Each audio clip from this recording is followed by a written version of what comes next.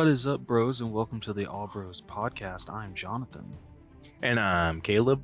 And we're a couple of bros on a mission to give you guys the most detailed movie reviews out there with as little bias as possible. Welcome to the All Bros. This week on the podcast, we got two big movies to talk about with 4K Spotlight. One that I'm very shocked is not getting any exclusives, but the other one's getting them like all under the sun. It's kind of crazy, but anyway, after that, we got nothing for Through the Wall, so we will be jumping into our headliner of the evening, which will be our breakdown. Hello, Sam. Thank you for tuning in. Hell yeah.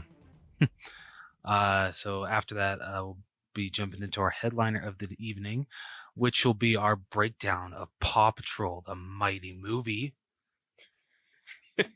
I'm actually, Can you tell one of us has a toddler? Honestly, dude, I'm actually happy you chose this one because I was shocked of how much a good time I had with it. Despite my experience, which I'm going to talk about when we get to the headliner. Oh, dude, I am so pumped to hear your story. I'm like, that's what I've been looking forward to like all week. Of course, you freaking have. That's probably like literally. I told Christina, I'm just like, Caleb owes me freaking big time for doing this. I just want to point that out. I absolutely do. I understand. I absolutely understand. It was honestly worth it. Because yeah, getting ahead of ourselves. Caleb, what do you say we get into this? I say let's do it. Hello, my name is Brucker Nurse, and I want to tell you about my fun horror movie podcast called Autopsy of a Horror Movie. On my show, I like to have fun dissecting out what makes a horror movie scary, what worked for it, what didn't, what types of fears does it play off of. Is it an allegory for any sort of message? I don't know, but let's find out.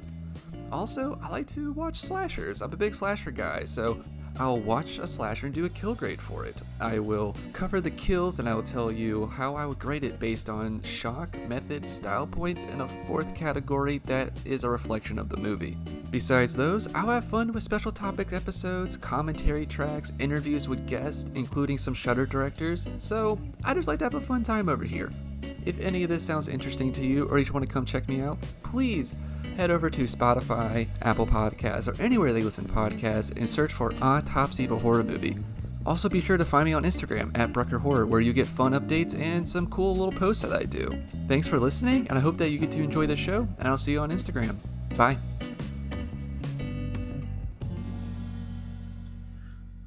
All right, so jumping right into, if it wants to work for me, thank you.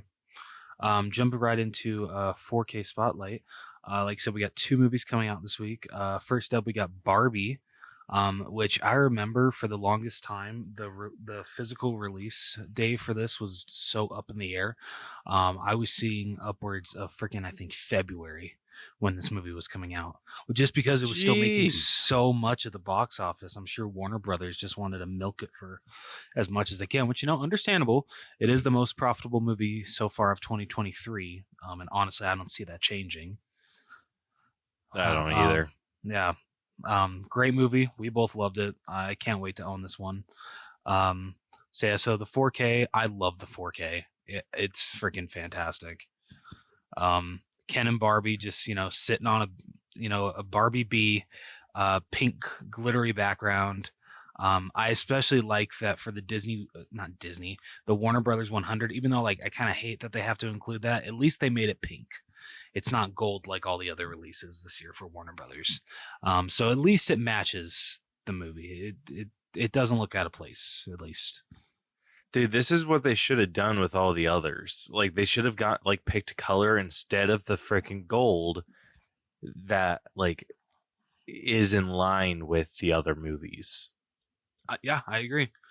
The Flash should have been red. Evil Dead should have been black. Yeah, that one. I think should have been a black and then just kept the 100 gold. But making the whole sticker gold is a mistake. Yeah, I can definitely agree. Yeah, freaking yeah. Like I have nothing bad to say about this cover. Love it and can't wait to pick it up. And then for the Blu-ray release, kind of it the 4K is way better in my opinion. You still got the 100 logo in gold. And like while this is a great, cover for like this is one of the posters, I don't know, I still like the 4K better. I do too, but where this is just for Blu-ray and the digital code, I understand that they went a little bit more basic with it. Oh yeah, So I'm I not do too. too upset with it. It's still like pretty stylized, so I'm not mad about this one at all. No, I'm not either. I'm still bummed that they didn't do a steelbook. Like, come on. They Like, didn't? Yeah, no. These are the only two versions coming out for Barbie. Oh man. Right? Yeah. Like, how do you not do a freaking steelbook for Barbie? Missing out on money, Warner Bros. Whatever. Yep. We would have designed it for you. Damn right. Caleb would have came up with an amazing design. Dude, I would have just made it the front of the Barbie dream house. Oh, dude, I'd love that so much. Right? Dude, How bitchin' would that be? I would have pre-ordered that shit so fast. Let me tell you what. Yeah. It wouldn't have taken a lot of work, Warner Bros. No, it would not have. But what do we know, right? So that's the first release coming out this week. The second one is Haunted Mansion. That was fast. Yeah, a little bit. All I can say is I feel that Barbie is going to like freaking so this is how I'm smoke it. Yeah, I feel that freaking Barbie is going to be like the Super Mario Bros. When that one was released on 4K, because I remember the day after it came out, you could not find a 4K copy in any stores. It was at like the 4K, just bare bones 4K sold out of Mario, and I feel that's going to be the case of Barbie. So Walmart, Target, Best Buy, all the 4Ks of Barbie are going to be gone probably by Wednesday of next week. Haunted Mansion, I don't see, like, I'm sure it will still sell decently well. But just like it did in the theaters, Barbie is out going to sell Haunted Mansion. Dude, I believe it. But I will say, good call getting this out before Halloween. Oh, absolutely agree. I mean, it's been on Disney Plus for a week now, I think. Yeah, just about. So no, great call by Disney, and I hope that because unfortunately it didn't do that well at the box office, I hope that releasing it now on physical and also with it being on Disney Plus, I hope that definitely helps bring in at least a little more revenue with this movie, because it's one of the better Disney rides to movies. I mean, if you guys want to hear our thoughts, check out our review. And even though there's already a version of it made, I feel both are really good. I enjoy both. So, So that's the regular 4K release, and the only way that you can get this, just like The Little Mermaid, and Elemental, is through Disney Movie Club. I feel that Disney is just they're struggling so bad to keep people with the Disney Movie Club. They're just like, okay, we have to have an incentive for people to come back. And so if they just want a bare bones 4K release, that's the only way that they can get it, is ordering it through the Disney Movie Club. So still think you signed up for a sketchy service, man. Oh, I know I did. No, like seriously, the fact that like you're sent an email every month on your featured title, you have so long to respond to it, and if you don't respond, they automatically charge you and send you it. Yeah, it should absolutely be the opposite, but we've had this discussion before. Yep. So moving on. So that's the 4K release. This is the Blu-ray release. Freaking lame. Yeah, I know. Same. Dude, the way that this whole like, the characters on top, the setting or wherever it takes place on the bottom, I feel it is such a done to death poster. And it's so lazy, in my opinion. You see it so often that I wish that Hollywood would stop doing it. Dude, holy shit. Hold on, I'm gonna look it up real quick. This is a straight rip off of the Eddie Murphy one. Oh, that's kind of funny. Dude, I am not even joking. I Look think, up yeah. Haunted Mansion poster 2003. It is No, dude, I one know of the top results. So I was actually at Walmart today and I was tempted to pick up the original Haunted Mansion, and yeah, the freaking Blu-ray cover looked exactly like this. I know what you're talking about. Yeah, no, I mean, hey, at least Columbia cool. House. Remember what we were the records or the tapes that he was ordering for like the penny? Oh yeah. I was just like, wait, what the hell? What does that mean? I mean, hey, at least both will match very nicely on the shelf if you just get the Blu-ray. So yeah, that's dude, the only positive I can say. This is I shit you not, a freaking shot, like copy paste. It is the same freaking color scheme. Looking at it, it might be the same damn trees at the bottom. Oh, that's great. That one's I'm not sure because I don't have the clearest view of it because it's on like it's a little bit smaller on my monitor right now. But it's the same color scheme. It's the same deal. It's the title, down below is the house, up above is all of like the different characters. Like that is fantastic. A straight ripoff. Lazy. Oh man. But hey, like I said, it'll go perfectly with the first one. So like if you're a collector, you know what? I'm sure you kind of like it. Ah, dude, you know what I would have done? All right, what's the name of that one effect where it looks like if you twist it a certain angle, like you can see it, and then you twist it back, and it's like a different picture, and you can kind of go back and forth. Lenticular. Lenticular. I would make a lenticular cover of for the Haunted Mansion, where it's like kind of like it looks like inside the Hatbox Ghosts little container wherever he holds his head, and then it would be like the title on the bottom, and then the lenticular would be like where it's just kind of like smoky cloudy, and then you like shift it, and then it would be like his face. Dude, that'd be perfect. See, okay, that's what so when it comes to like Disney Movie Club exclusives, that's the kind of shit that we want to see, right? Yeah, like super cool and creative shit. Yeah. But unfortunately, that's not even. I wouldn't even say that's like the most creative thing you can do. That's just like freaking duh. Fair. Yeah, no, dude, it just feels with how much physical media just continues to be pushed out the door. They're getting lazier with their releases. Yeah, they'll literally just take the poster and slap it on, and then literally the like back for the most part will just be either like the logo or like the symbol from the movie. Like I'll bet you money if they did do a steelbook for Barbie, the back would have just been the bee, like a huge blown up bee with a pink glittery background. That's probably what the background would have been, or the back of the steelbook would have been. But yeah, so that's just the regular Blu-ray release. If my mouse wants to work, that'd be nice. Here's the Walmart exclusive that comes with the limited edition enamel pin. I swear the Walmart exclusives keep bouncing back and forth because they don't know what they want to do. They either want to stick with the enamel pins or they want to go with lenticulars, because the Little Mermaid had enamel pin, Elemental had the lenticular, and now they're jumping back to enamel pins. So I'm just wondering, is it only Pixar that is getting the lenticulars, or are they like just going to be switching back and forth? I don't know.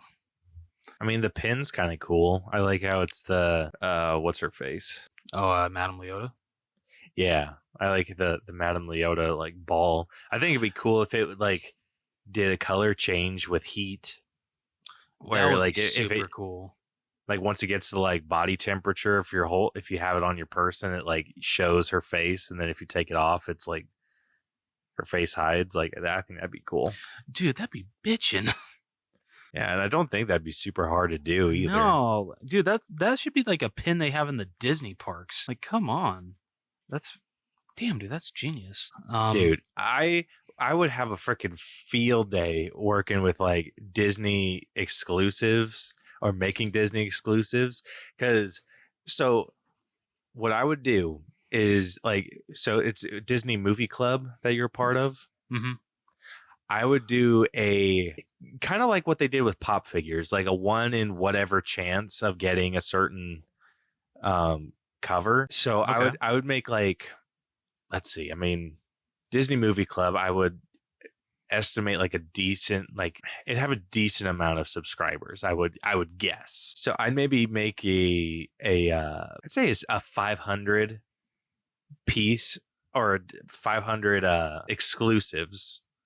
So like for Haunted Mansion, if you order like their special edition Haunted Mansion, right?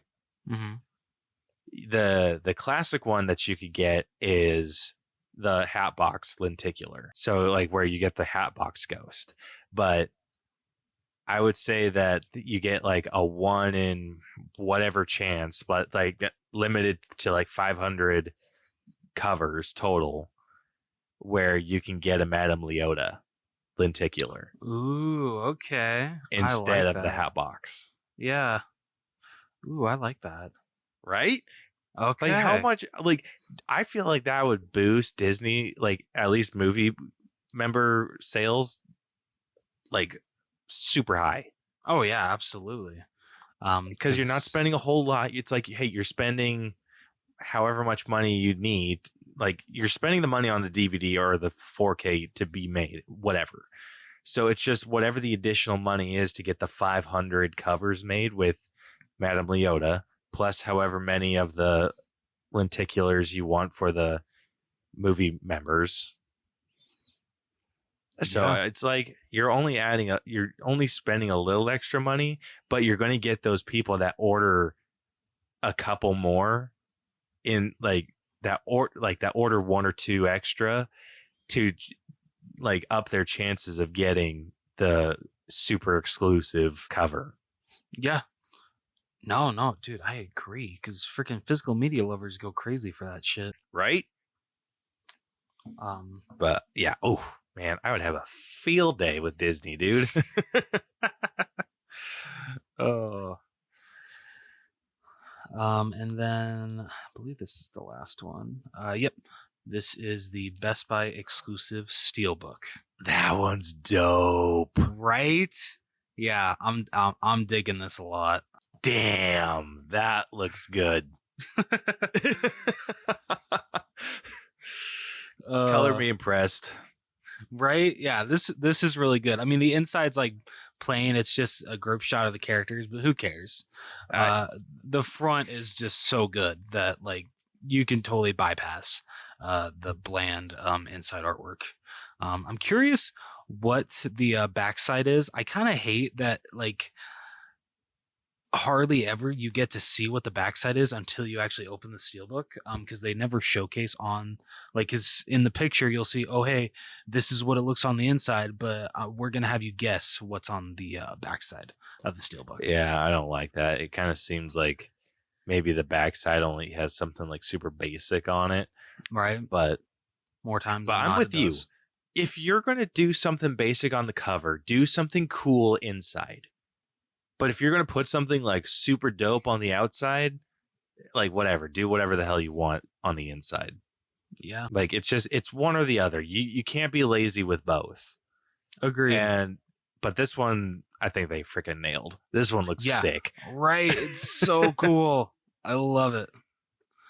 I don't think I have any notes whatsoever. Dude, right? It's perfection. That's what this steelbook is. Yeah. Fantastic. But yeah, so that's it for 4K Spotlight. Moving on to well, actually, I'm like, sorry, going all over the place. Caleb, what do you say we get into our headliner of the evening? I say let's do it.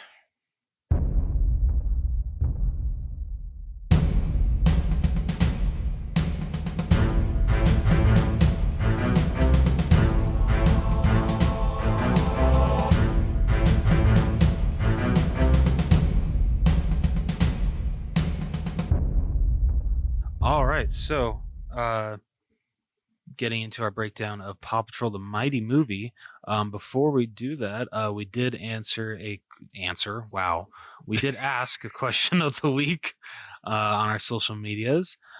We asked, who's your favorite member of the Paw Patrol? And we did get a couple of answers. Caleb, did you by chance see if we got any on Instagram or YouTube?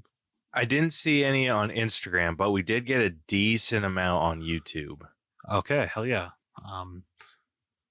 So, and then we also got a decent amount on TikTok as well. So I guess I can't remember. Are we reading off our top 5 or top 10? 5. Top 5. Okay. Or so 5 for each of us, but yeah. This one's going to be a little bit more on the difficult side because it's like this one's just like votes.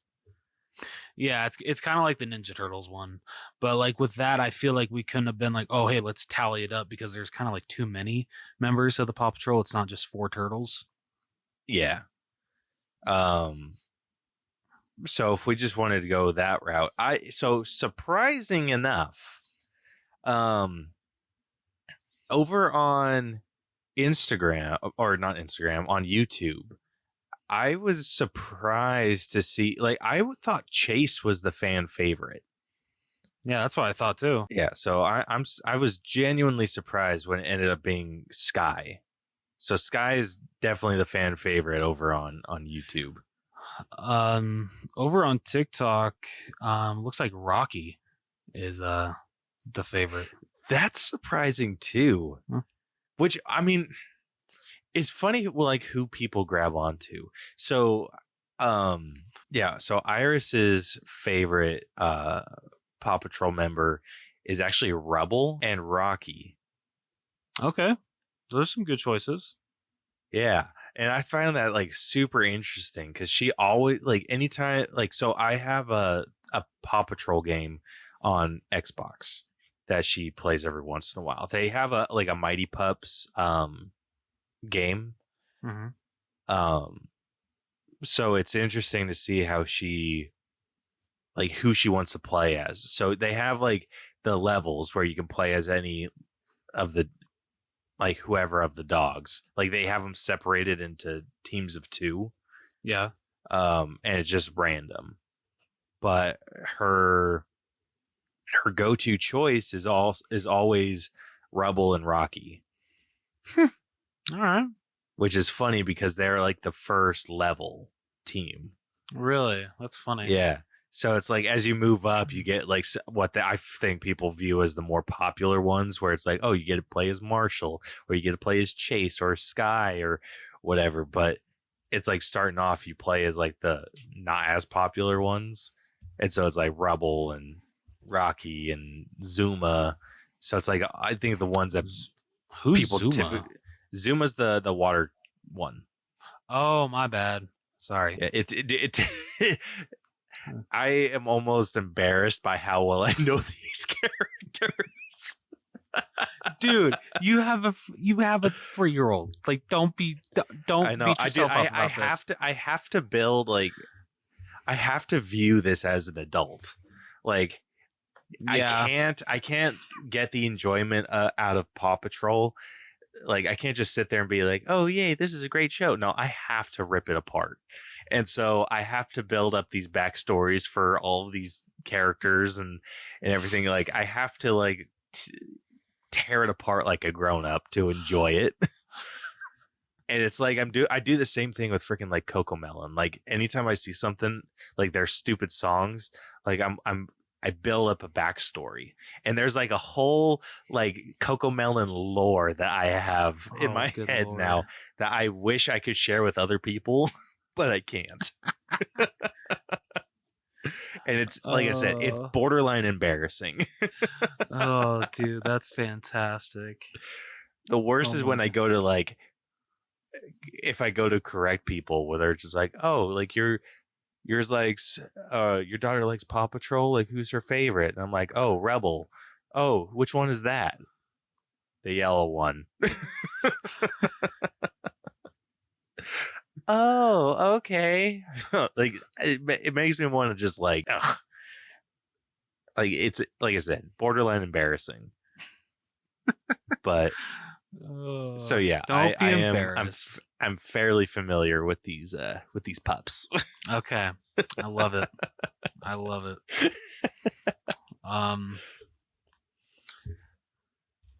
Well, I mean, I don't know how you want to like. So, like, is that how you just wanted to answer the question of the week? Just saying, like, which one was the more popular one? I'd say yeah. I'm Okay. so like I mean, I feel like I'll look at. Sorry, go. No, I was just gonna say I'm looking at YouTube. The significant leader is Sky on this one. Like there's one, two, don't three, blame them. 4, 5, 6, 7, 8. Yeah, there's 8 responses for Sky. It looks like there's maybe 2 for Chase. Yeah, you know what? I'm not gonna lie. Chase was one of my least favorites. It says a 27-year-old single man. So but freaking this one, Sky was up there. I really liked her a lot. they did a much bigger focus on Sky in this one. The first movie did a bit of a deeper dive with Chase. Okay, that makes sense. So I think it's because Chase already got like his moment to shine in a theatrical film that they moved on to Sky. Okay. I mean, it seems like they'll. So it doesn't surprise me that you like Sky more. I'm curious of how many movies they're going to make because there's already a third movie in development. Because of how successful this movie already is. So I'm wondering if they're just going to do that for like each movie that they make. They're just going to focus. They're going to put the main focus on each one of the on a new member of the Paw Patrol. That wouldn't surprise me. Honestly, I mean, I'm all for that. Like, I think that's actually a really good idea. Yeah. I'm surprised at how quick they're able to batch these out. I feel like the other one didn't come out that long ago. The first one came out in 2021. So I mean 2 years. I mean, but still, like, I mean, for I gotta an animated admit, film though. Like seriously, like I've seen some animation from the show, and I gotta admit, the animation in the freaking movie, like, goddamn, like this shit looked good, like Blows it out really of the water, good. right? Like seriously, yeah, like damn, like I did not expect. And I'm not trying to like, knock this down for being like a little kids movie, but I was not expecting the animation to look this freaking good. Dude, that's what blew me away about the first one. So like the first movie, we didn't end up seeing until it was already out on streaming. Mm-hmm. But the reason I didn't want to go in theaters is like, oh, I don't want to pay for like shitty animation and damn and whatnot. And so when we finally watched it, I was just like, holy shit, this looks great. Because I was expecting it to be on the same level, if not just like slightly higher than the show. The show animation, that leaves a lot to be desired. Yeah, I can see that.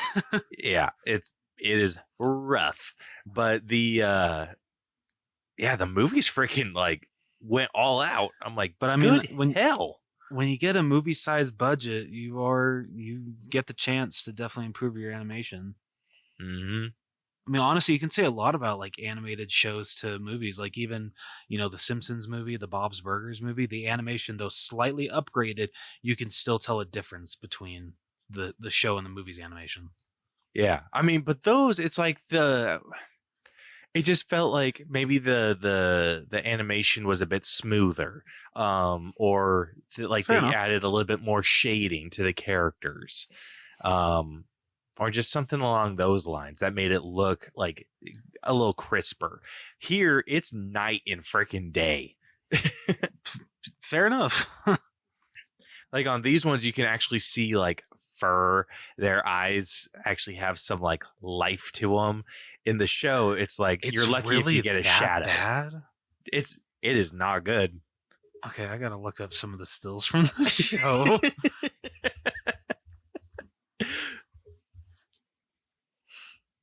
Because, oh god, yeah, you're not wrong. Yeah, dude, you want to see the biggest difference? Look up a picture of Ryder. Oh God, bro, what the hell? Right? The first thing that popped up was a Paw Patrol Rider mascot costume, and that shit is nightmare fuel. Yep. Dude, oh my God, yeah, that shit is night and day. Wow. Yeah, it's freaking nuts. So You know, I it's was like considering, like maybe I kind of want to maybe check out a couple episodes of the show. You know what? I might just check out the first movie and call it good. yeah, That's probably what I'll do. The first movie is really good. Okay. In the grand scheme of things, it's like, again, it's for kids, so Yeah. Like I was telling Caleb, like this is like I wouldn't say Paw Patrol is like up there as good as like Bluey when it comes to little kid shows, but it is. I feel it's freaking up there after seeing this movie. Like I was shocked of how good of a time I had with this one. yeah, it's a great time. Yeah. I feel though like when it comes to like answers, my favorite one though on like yeah. On TikTok was the person that said, what a name, Booty Shaker 9000. They just said the one that's a dog. I'm like, you know what? Good answer, man. Good answer. Yeah. Let's see. My favorites from Root. I don't know if this is like how they separate the name, but Ruby Anna Kalayag 9775. And she just said sky with like a bazillion hearts. I like it. Are they pink? I gotta know that. No. Wow. Come on. You got to get her color scheme right. I know. But yeah, everyone, like, yeah, she put out of everyone, because like other people put like, 5 hearts. So one person put like 6 hearts. Someone put like a lot more than 6 hearts. And then this one's just like, basically her whole comment is freaking hearts. Jesus. Yeah. So I love her response though. It's good. All right, you have another one, like another like honestly fan not really. pick? The only other one is just like another person just saying the dogs. That comes from Tyler. Like everyone else, like they didn't really point out, they like didn't do anything special with their chosen one. Wait, damn. Okay, they got it. Sam. Dude, funny enough, Sam, you didn't put nearly as many hearts as some of these people on YouTube. Can we point out the freaking? Did you see the freaking like conversation that people got into on a TikTok with someone that wrote just ACAB, ACAB? I don't know what that meant. I don't either, but just the comments like Young Nasty Man after that said chases the cop. Spooky said, "Oh yeah, he's the worst, but they all need to be canceled." And then I agree with Young Nasty Man. I will not stand for Marshall, Sky, Rocky, and Rebel slander. They've done nothing wrong. My dog, Spooky said, my dog is named Sky, so that dog gets a pass. What about Zuma? Young Nasty Man said, Water Cop, don't trust them. Okay. I think that was it. Yeah, that's it. That's one heck of a conversation. So yeah, that I would say that's my picks for the questions of the week, or question of the week. Fair. And who's that from? So that is coming from, so all of the slander comes from Spooky, and then all of the Paw Patrol defense comes from Young Nasty Man. Noise.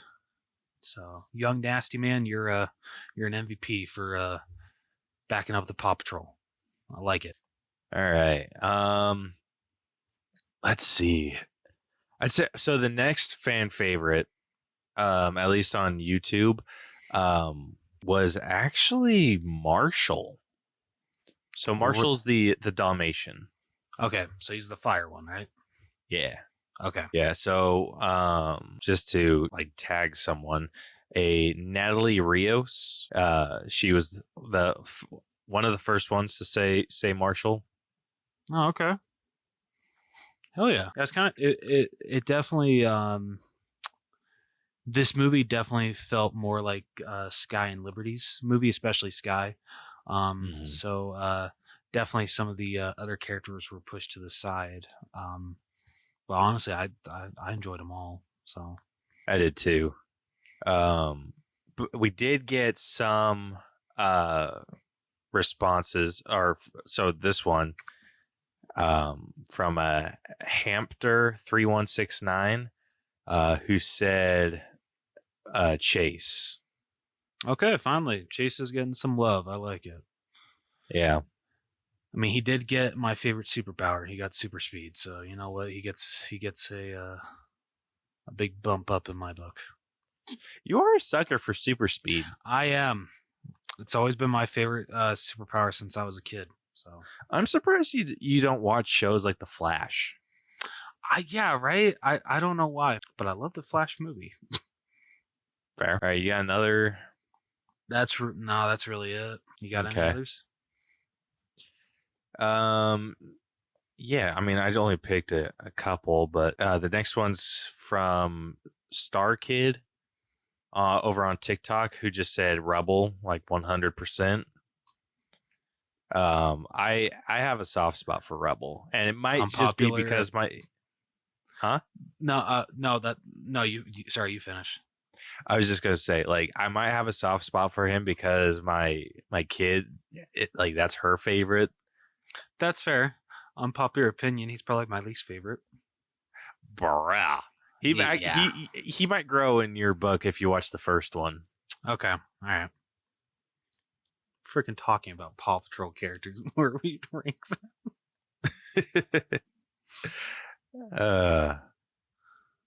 ACAB stands for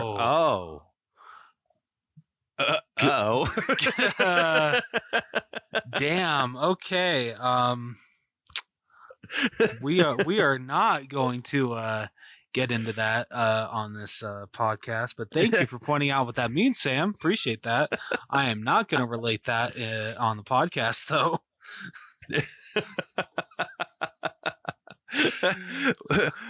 Whoops.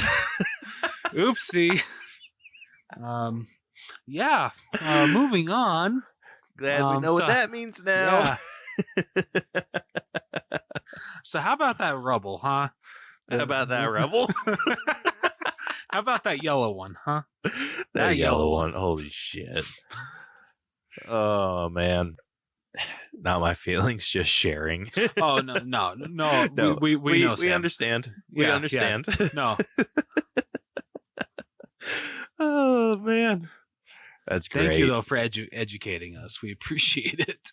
Yeah. Before we said something stupid. Yeah.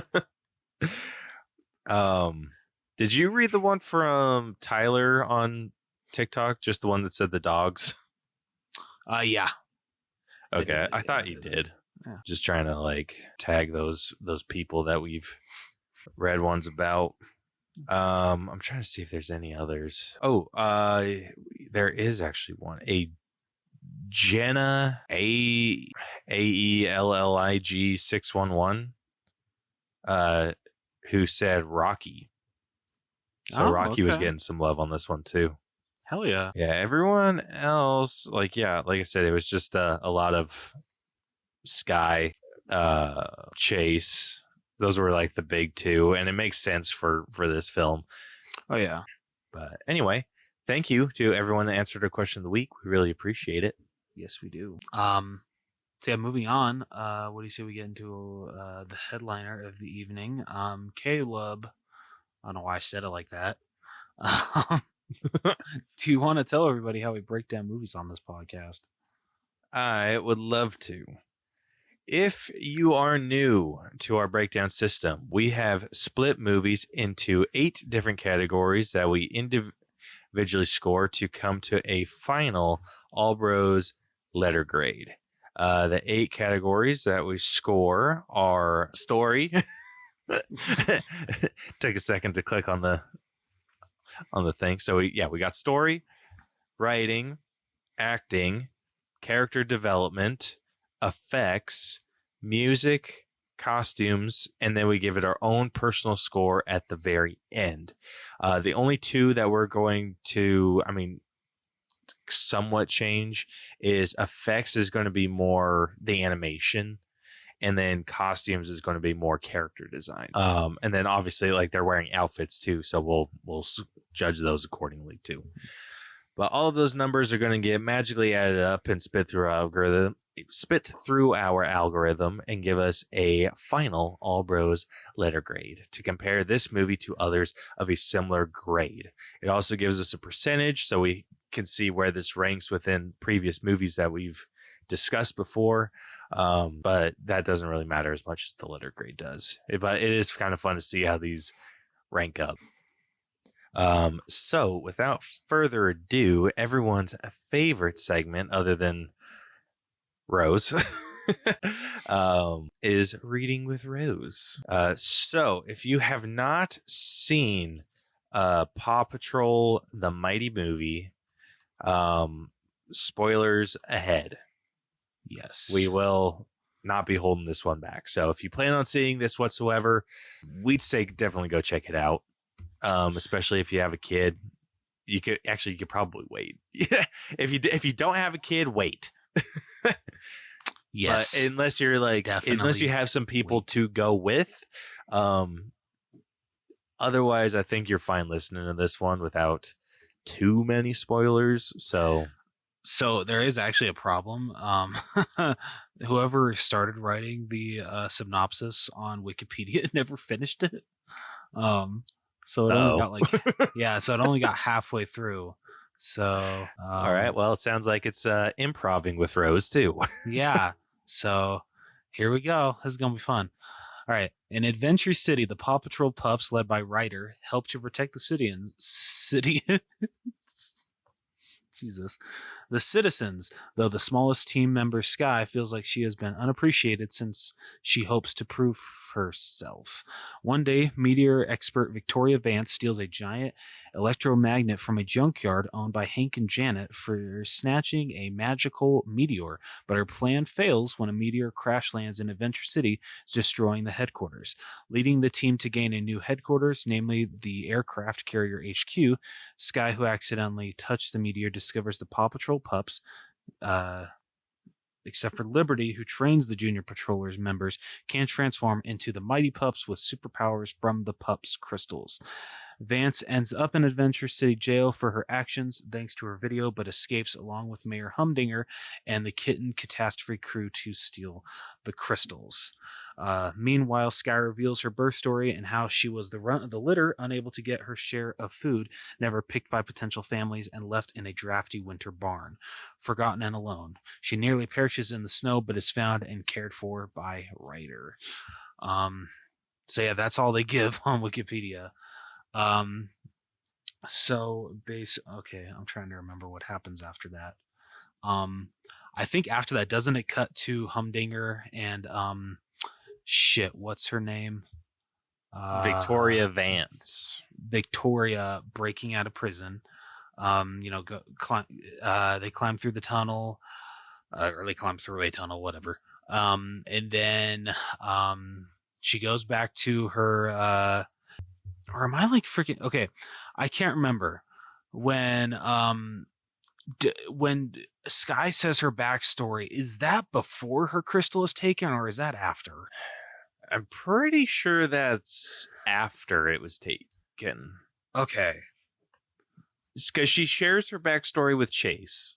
Yes. Then she goes and like talks things out with Ryder. Ryder's like, well, we're searching for that energy signature.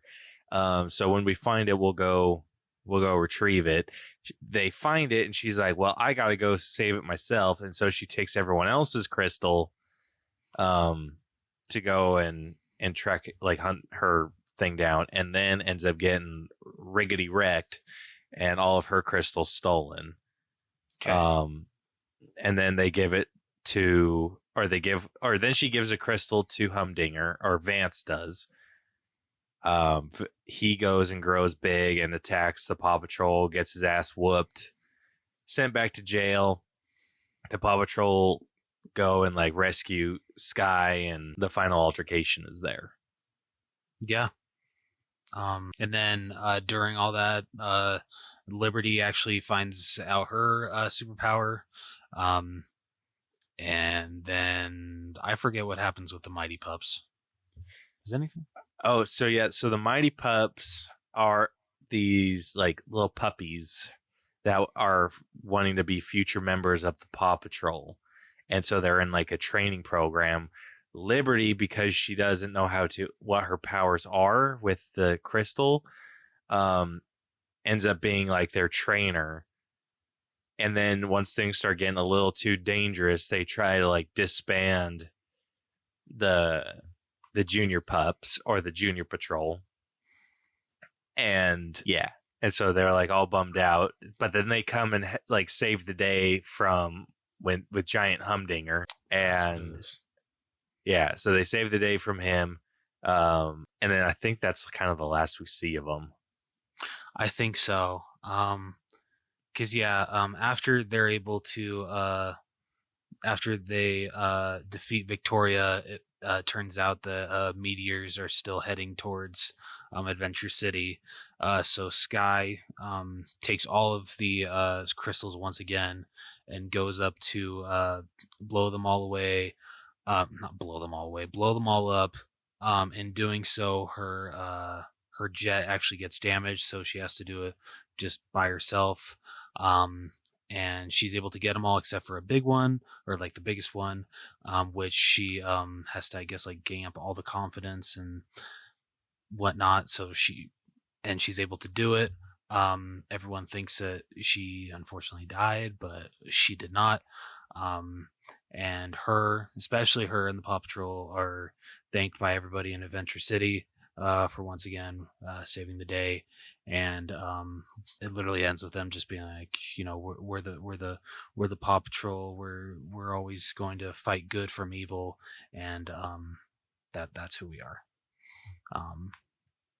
So I feel that's the gist of the story. Yeah, that's pretty much the gist of it. Yeah. It's like she finds the strength within herself and like defeats because the whole time she's struggling with being like the smallest. And so she goes and like finds the confidence within herself, blasts this freaking comet to a million pieces, gets knocked out, but is able to like save herself and like flies back out. So it's pretty cool. Yeah. No, it's a pretty good storyline. I will fully admit I was very happy because I just had a feeling that was going to be her superpower. I was very happy when it turned out that Liberty's was super elasticity. Yeah, they foreshadowed it super heavy because they're just like, oh, be flexible, be flexible. Like they kept repeating that, and I'm like, okay, so she's going to be like a stretchy dog. Yeah. And lo and behold, that's what she was. Yeah, the only one that was shocked in this situation was my kid. Oh, really? Yeah, like I mean, we were the only two in the theater, so I was just like, yeah, dude, so I already know what her powers are. Like, why is it that like your theater you're the only one that is in your theater, and you actually have a kid, but at like okay, can I just tell my experience? I am single-handedly keeping that theater alive. Okay. At least that's what it feels like. Because so when we went to Paw Patrol, we were also the only vehicles in the parking lot. Oh, shit. Okay. So it's not just because I was like, oh, I went to go see an unpopular movie. It's that the theater is like, it's on its last legs. I don't even think it's an unpopular movie because the freaking thing is killing it at the box office. Is it really? Oh, yeah, dude. It's freaking... let's see. So the budget was 30 million. Box office already is 89 million. Good hell. Yeah, it's doing great. Shit. Okay. Yeah. But yeah, so I got to point out my experience with this because yes, I want to hear this. Either so first of all, Caleb owes me a lot. And second, I better get some bonus points as an uncle, and I hope that I remain Iris's favorite after this. But so I went and saw this Monday. So we were recording this on Tuesday the 10th. So I saw it the 9th. I saw a 2:00 showing, which I was planning on seeing like a really late night one, but unfortunately just stuff happened and I wasn't gonna be able to make that one. So usually on a Monday, that is the deadest day, at least out here when it comes to theaters. So I'm like, okay, if anything, there will only be a couple of people in there, and it won't be as awkward. Um, so I buy my ticket. I follow Caleb's advice, like don't sit all the way in the back. Get like an aisle seat towards the front. Just try to make it as least conspicuous as you can. And that's what I did. And so when I go up to have the lady scan my ticket, she asked how old I was. So I'm just like, okay, great. This we're off to a great start you here. You can't ask that. Yeah. We're off to a great start here. Oh yeah, we're off to a great start. I remember like walking to the theater. I'm just like, I'm gonna freaking kill Caleb. I'm gonna freaking kill him. So I get into the theater, and like literally every 5 minutes, I'm pulling out my phone and checking if anyone else has bought tickets. And I'm just like, okay, I'm good. This is awesome. Like, I'm going to be the only one in the theater. This is going to be freaking great. Literally already like 10 minutes after the showtime was supposed to start, I check it one more time just to be like, okay, I doubt, but you never know. 3 seats are filled on the exact same row that I'm in. I'm like, Bruh. Are you freaking kidding me? So like 5 minutes later, a father and his 3 kids come in. Super well behaved kids. Like honestly, like I expected in a kids movie, if you bring in your children, for them to like move around throughout the movie, like get their like Caleb points out with Iris, get their wiggles out. Completely understandable. It's a kids movie.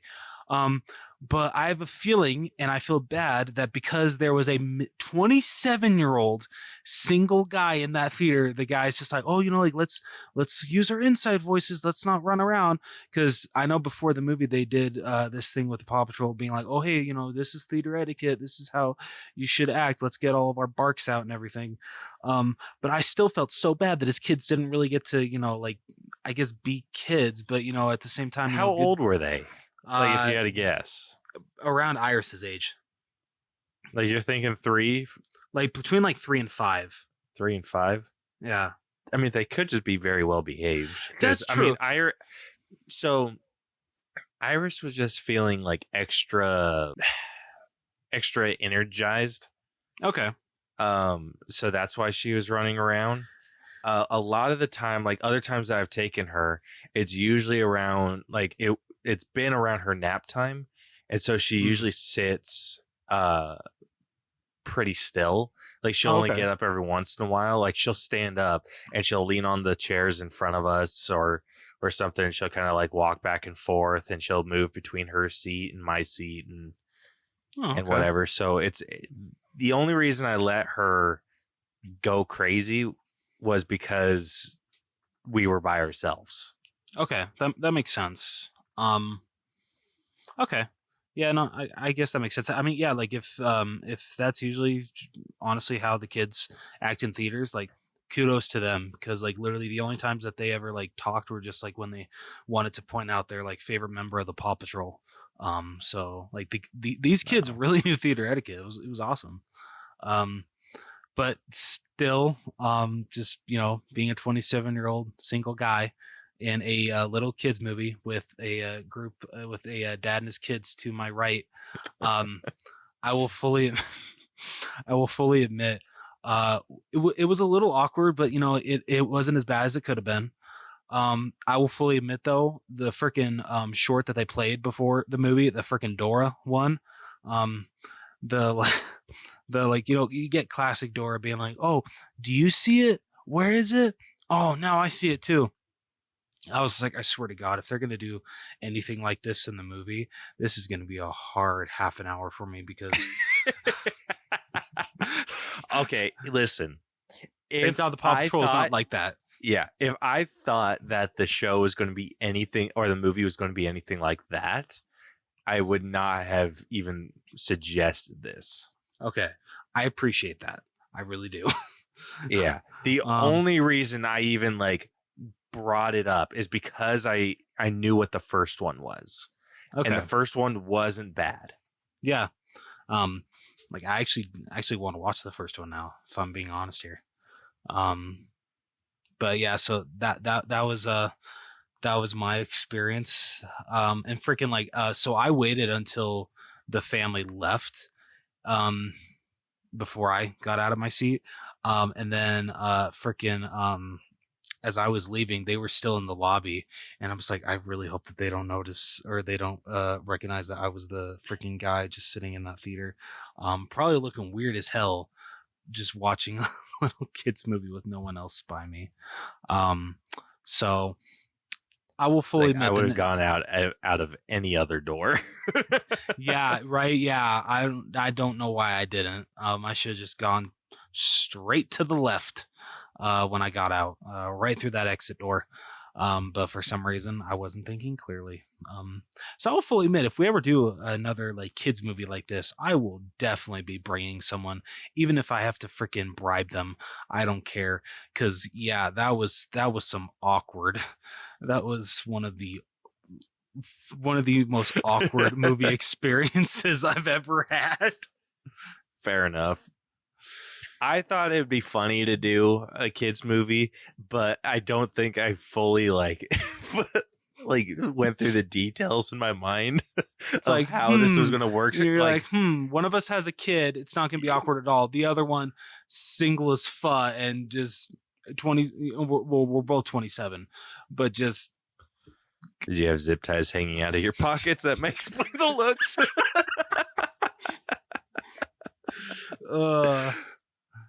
Listen, so Sam, I don't know if you I don't remember if we talked about what you were going to do to see this movie.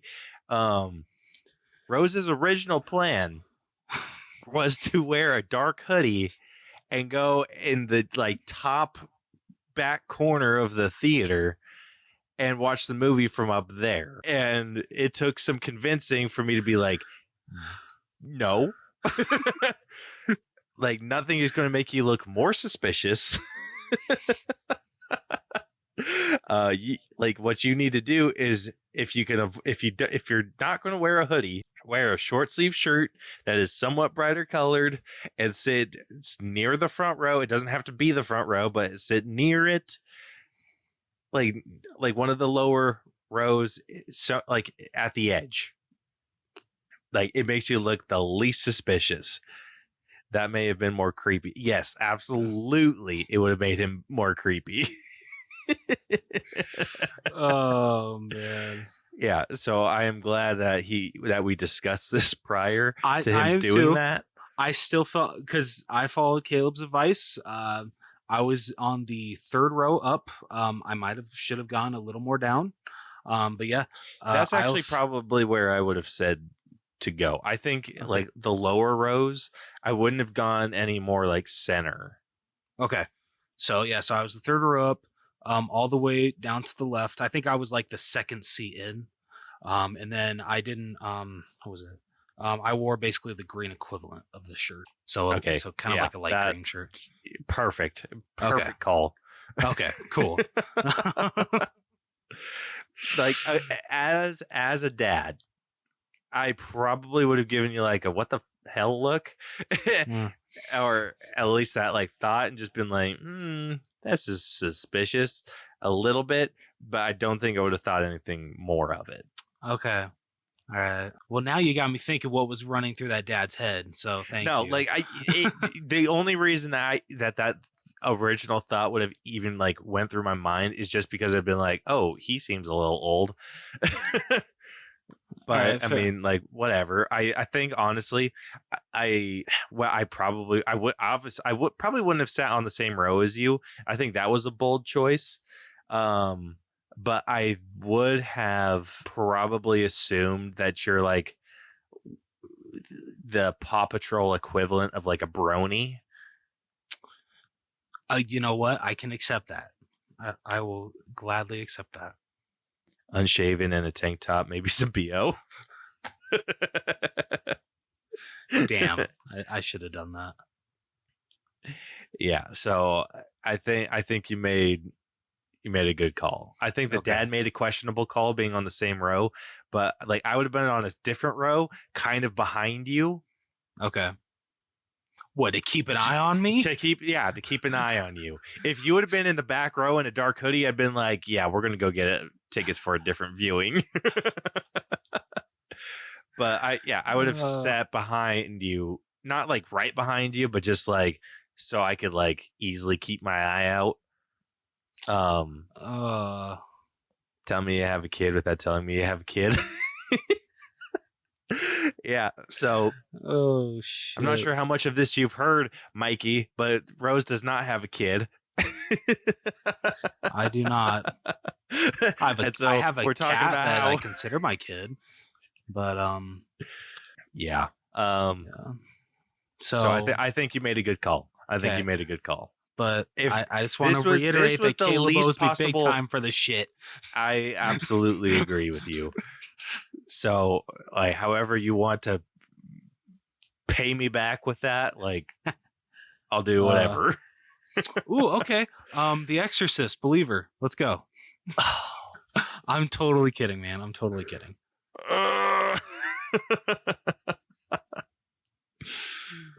We'll talk about it. Dude, I'm totally kidding. Like putting me through that awkward theater experience, that is nowhere near. Do it. Well, if Mikey says we should. Dude, I am such a bitch when it comes to horror movies. That is not the equivalent, because at least with like, yeah, it's awkward for the first 5 minutes for me, but like lights go down, I'm just watching a movie. With you with The Exorcist Believer, I'm afraid that you'd probably piss yourself in the theaters or some shit like that. The new Saw is really good, Mikey. You should definitely check it out. Yeah, we broke that one down last week. So. And spoiler alert, it was good. Yep. Really, really good. Oh, but yeah. So however you want to get your payback for that, like feel free. Okay. But if you are insistent about Exorcist, I will definitely try. Okay, I'm not gonna make you do that, dude. Don't worry. I'll figure something else out. Knowing me, I'm probably gonna forget about this, and you don't have to worry about actually owing me anything. Oh man! All right. So getting into this, like finally getting into the breakdown. Starting off with story. What were your thoughts? For someone that's kind of going into a sequel, pretty like somewhat blind. Yeah, honestly, completely blind. I've never seen anything of the Paw Patrol. I've only seen, like the toys in stores. Never seen any clips or anything from the show or the first movie. I think I saw like the trailer for the first movie when it was coming out. But that's about it. So like honestly, I didn't feel really lost at all. I mean, I love that it jumps right in. Because you have these two oh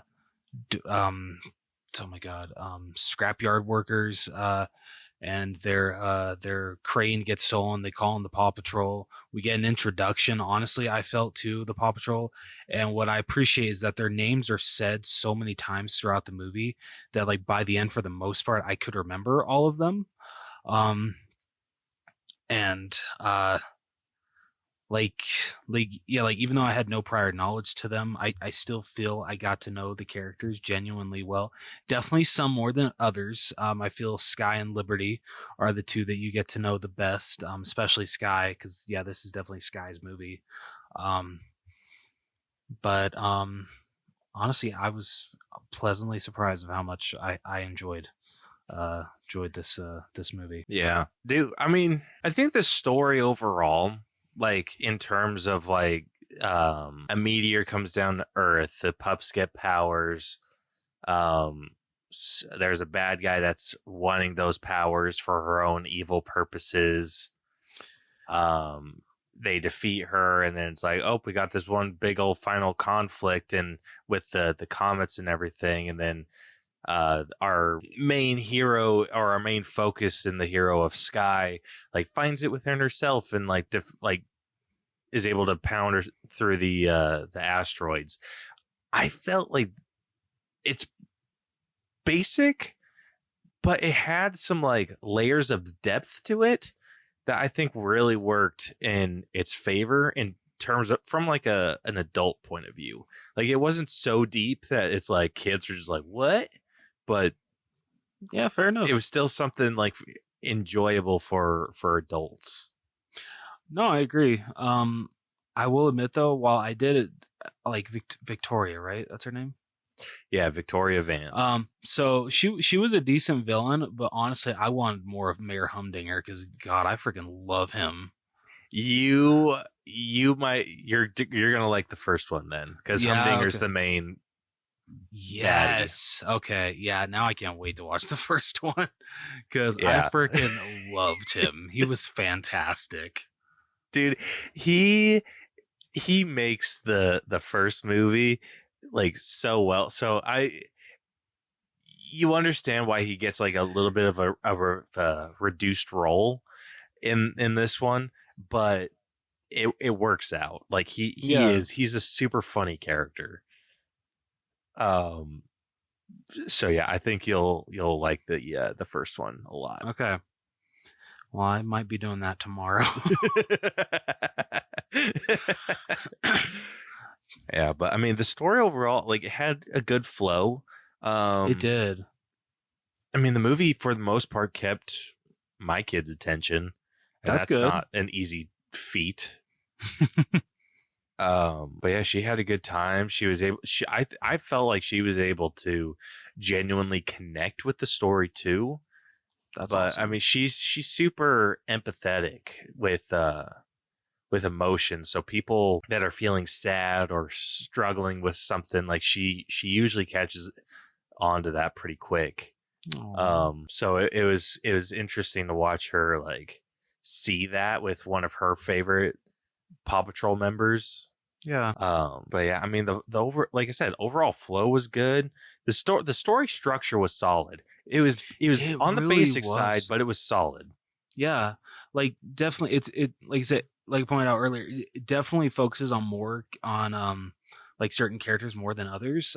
With Sky and Liberty, mostly Sky, but you still feel that the other members still get a decent amount to do, and even though their like screen time is limited, it doesn't feel like any of them are left out, which I feel with how big the Paw Patrol is, that'd be something I would be fear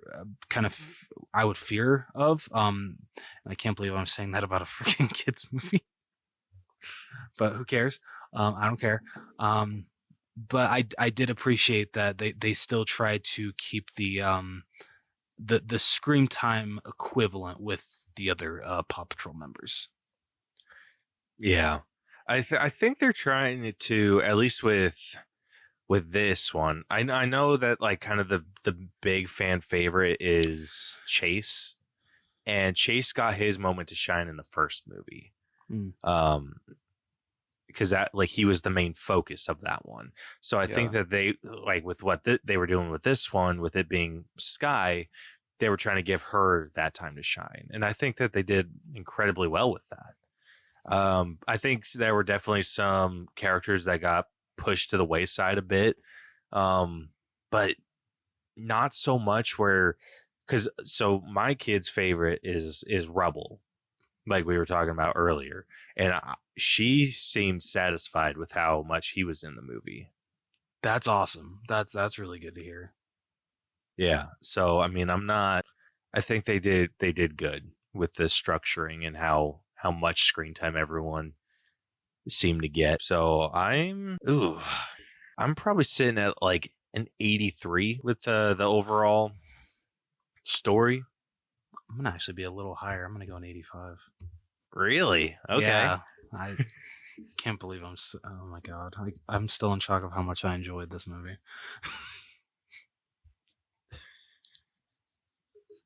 Dude, Rose, if you find yourself at a kids movie again, think, would John Wayne Gacy do this? The answer is yes. Don't do it.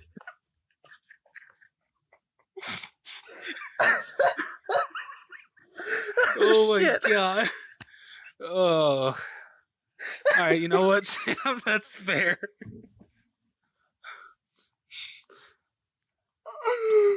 Oh shit. You know what? Okay, but in his I'm not going to say in his defense. Yeah, I was like, please don't. he always, he went for teenage boys, so I don't think that they would stop. That sentence is not going to end however you think it was going to end. Yeah, okay. I'm going to shut my mouth. And we're going to move on. So how about that writing? That writing was solid. Yeah. Oh shit. The writing I'm gonna be a little bit more harsh on. I think it was pretty bland at times, and don't apologize, sorry. Sam. That Yeah. was hilarious. Yeah, the show almost came to a complete and utter halt, but that was hilarious. But yeah, that's okay. Yeah, but oh shit, what was I saying? You thought that the writing was kind of bland. A little bit. Is it like in the first one, like, and this is just like what I'm comparing it to, and the show, I guess. The one thing that I don't care for in terms of the Paw Patrol is like the writing and the humor. It comes off very bland. Like, I think they rely very heavily on like catchphrases, and instead of like actual like substance to their their writing, because a lot of it's just like, oh, Chase is on the case, and it's just, like, that's it. Like, there were like lines from the trailer that, like, of course made it into the movie. And I'm just like, like, I know I'm 27, but that seems really cheesy. Like, especially, I'm sorry, a lot of lines from Rebel. Like and like, I know it's a kids movie, that's how it's supposed to be written, but like when oh my god, what is it? The announcer says something and Rebel's just like, what, snack time or something like that? Yeah, in the trailer, yeah, definitely. Yeah. It's something along those lines. So he said that in the trailer. He makes it into the movie. I'm just like, I know for a kid that'd be funny, but I don't know. I didn't laugh. And then freaking I'm just sorry. Honestly, like it's actually not all that funny for kids either. Okay. And then the other line that I cringed about when they're like coming up with Sam brings up a good point. The kid shows don't need a plot to keep their attention. I think the main thing is they need be bright, colorful, and somewhat action packed. And I think the story nailed that. Yeah. But when you're getting into like the dialogue, it was very heavily reliant on, like I said, the catchphrases. Yeah, because like I cringed in the trailer and I cringed in the part where they're in the movie where they're talking about like, oh, since we have superpowers now, like we shouldn't just be the Paw Patrol anymore, we should be something else. And Rebel has to chime in, oh, let's be the Paw Patrol, but more with a little bit extra. I'm like, okay.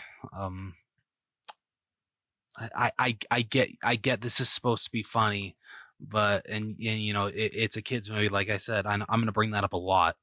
But just I'm sorry, I cringed at that. Yeah, and I don't think, even with this being a kids movie and like a young kids movie, you can still have a really good like dialogue. You can. There honestly are some scenes that I'm shocked of how like mature the dialogue is between characters, like especially the moments that we get between Ryder and Sky. Like how he's he talks about like her talking about her past, and him what his reaction was when he found her, and she's the reason why he says no mission. What is it like? No missions too big, no pups too small, or I think it's Yeah. just no pups too small or some stuff like or something like that. She's the reason why he started saying that. And I feel like when it comes to that kind of writing, I feel that's actually like really good writing for not only a kids movie, but just like character writing in general. Yeah. Like when I was saying like the reliance on the catchphrases, like that one I understand a lot more because it was such a big part in the finale when she's going like finding the confidence to destroy that giant meteor, and she's like repeating no pup too small. Like I found myself getting like choked up. Yeah, like see? like oh yes. And yeah, like I really appreciated that, and there was some dialogue that was in there that was pretty good. Like I thought like even Ryder trying to disband the junior patrol, like that was like super sad and like really well written and like handled super maturely. I gotta say something about Ryder. This kid, who the shit is giving him the insane budget that he must have. Yeah. Like, Yeah, I you're not shit you wrong. not. I shit you not. The opening of the so this is just a spoiler for the first movie. They live in this place called Adventure Bay. And this is where like the Paw Patrol, like that's in the show. Like that's where the Paw Patrol have their main headquarters, right? Okay. In the movie, they move to Adventure City, and that's where they get their big ass freaking tower. And they just move there on a whim, and the Paw Patrol tower is already like there and built, and it's like the big ass freaking slide, the freaking crazy freaking monster machines that they drive and everything. And so when he pulled up in a freaking warship, I was like, what in the actual hell is this kid's budget? And first off, the kid's like 10. Yeah. And like I cannot keep track of the shit that they allow this kid to do. Like with Sky's whole backstory, he's like making deliveries on a snowmobile in a blizzard. What is this town to trust all of this shit to a serious like a freaking 10, 12, like 10, 11 or 12-year-old? Yeah. I had a bitch about that for a while because every time I try to bring it up at home, my wife's just like, "It's a kid's show, get over it." And I'm like, I can't. You like they send this kid off to do like these crazy ass like first responder missions. Ryder is like the equivalent to me of like when in Phineas and Ferb, the adults would be like, "Aren't you a little too like young to do this?" Stuff like that. They'd be like, "Aren't you a little too young to be able to afford all of this landscaping, be able to buy this property and everything?" He'd be like, "Yes, I am." He's like, "Okay, carry on." Yeah, that's They're exactly just like, "Yep, sign the right. loan." Yeah, that's exactly right. It is freaking wild. But yeah, anyway, writing I feel is a little bit on the weaker side. That's fair. This one I don't know if it's even cracking 80s for me. I'm in the high 70s. So I'm probably sitting around 78. You know, I'm gonna match on that one. I gotta agree with that. All right, moving on over to acting. We have McKenna Grace, who voiced Sky. We have Christian Convery, who voices Chase.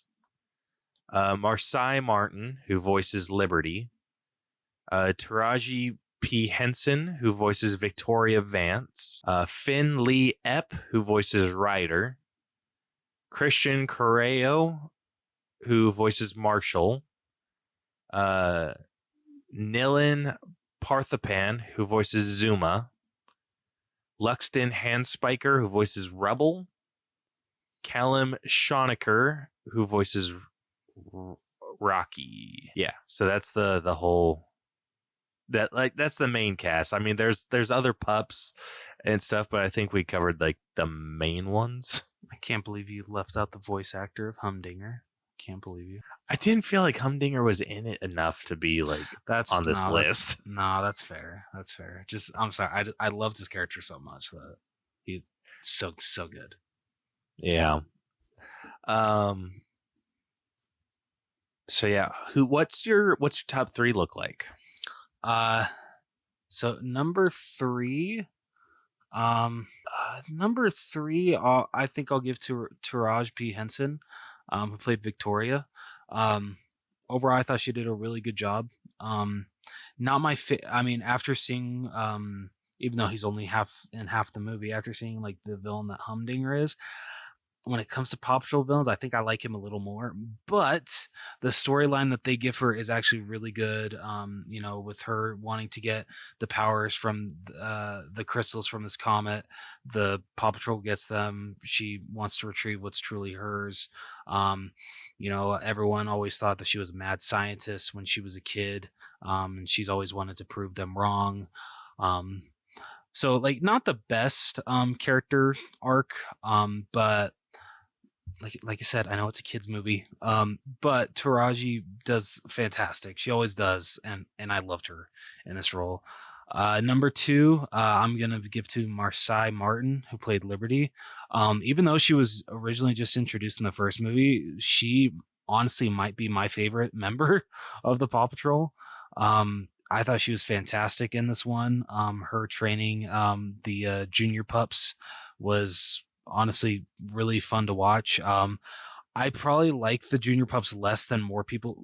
I don't like them as much as other people do. I found them kind of annoying a little bit. But Liberty, though, she was fantastic. She was great throughout the movie, and when she actually does discover her powers with super elasticity, it was a great moment. But number 1, I definitely got to give to McKenna Grace, who played Sky. She was fantastic. I thought I recognized the voice, but I didn't know for sure. And so when the credits started rolling, I'm like, no shit, that was McKenna Grace. That was freaking awesome. Yeah, she was absolutely fantastic. Honestly, the freaking emotion that she was especially able to bring to Sky was great. Yeah, she turned out to be not only the main character, but the best character of the movie. So yeah, that'd be my top 3. Fair. I am in total agreement with you on top 2. McKenna Grace as Sky, definitely my number 1. Exactly what you said.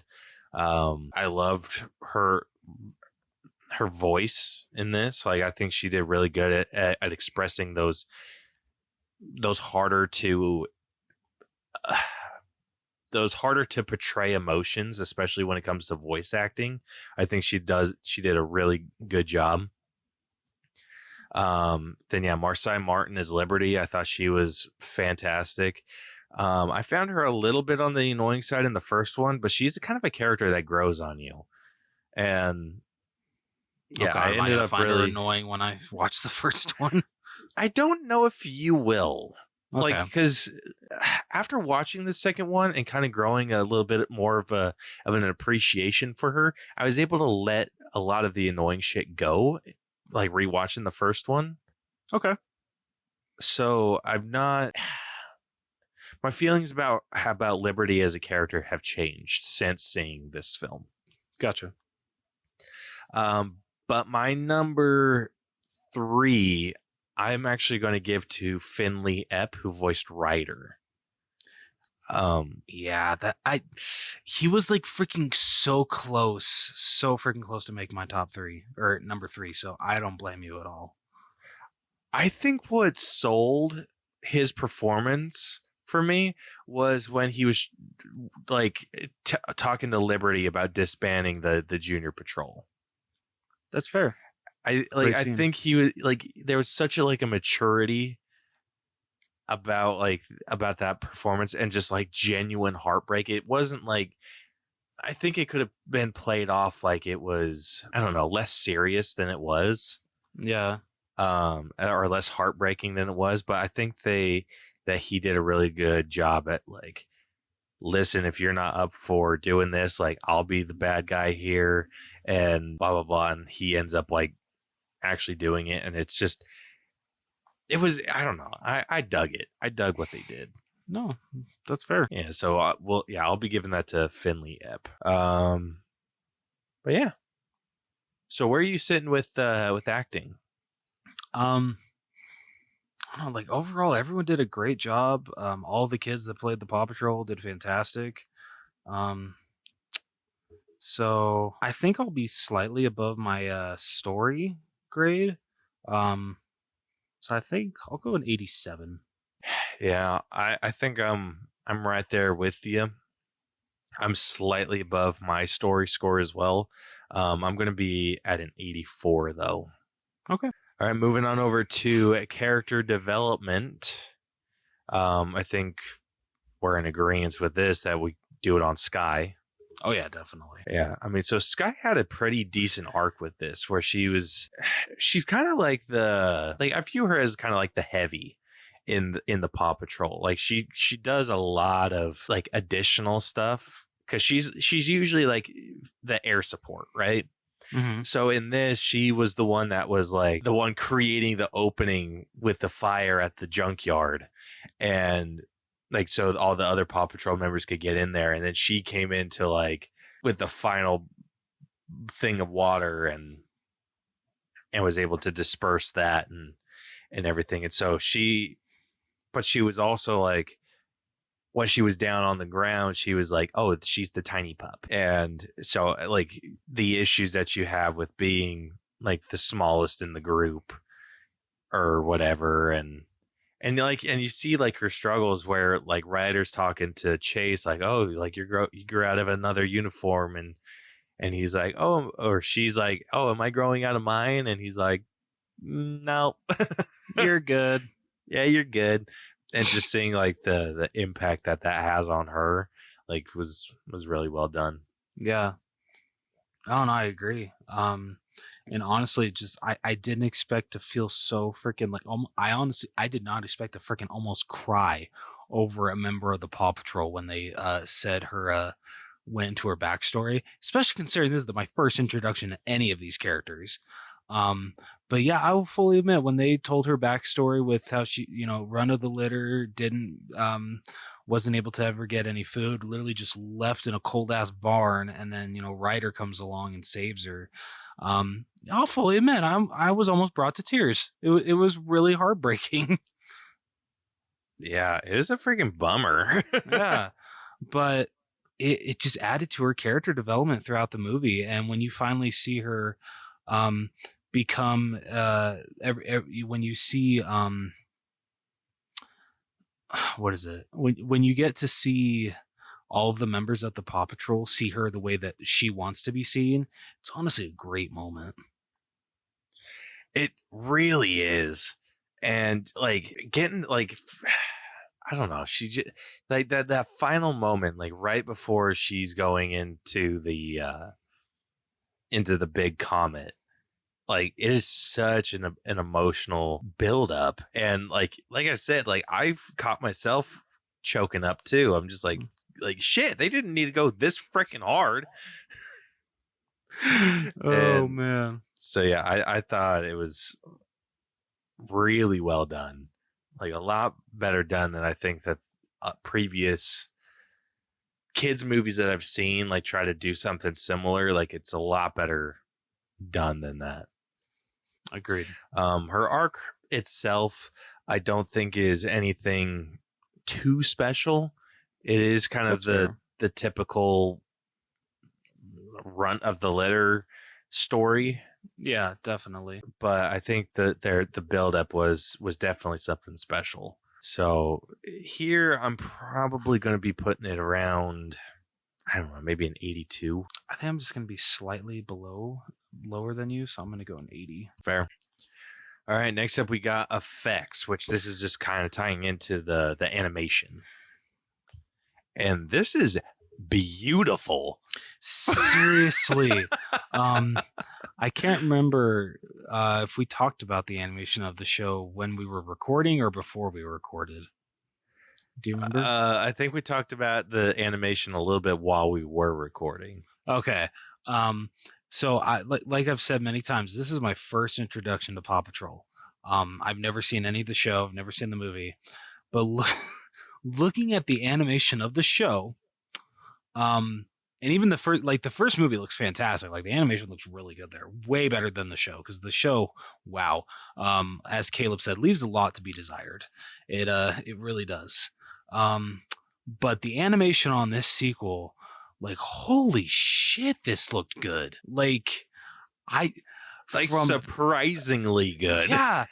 From the design of the pups to the freaking like the way that their superpowers looked, yeah, like all of the character designs were fantastic.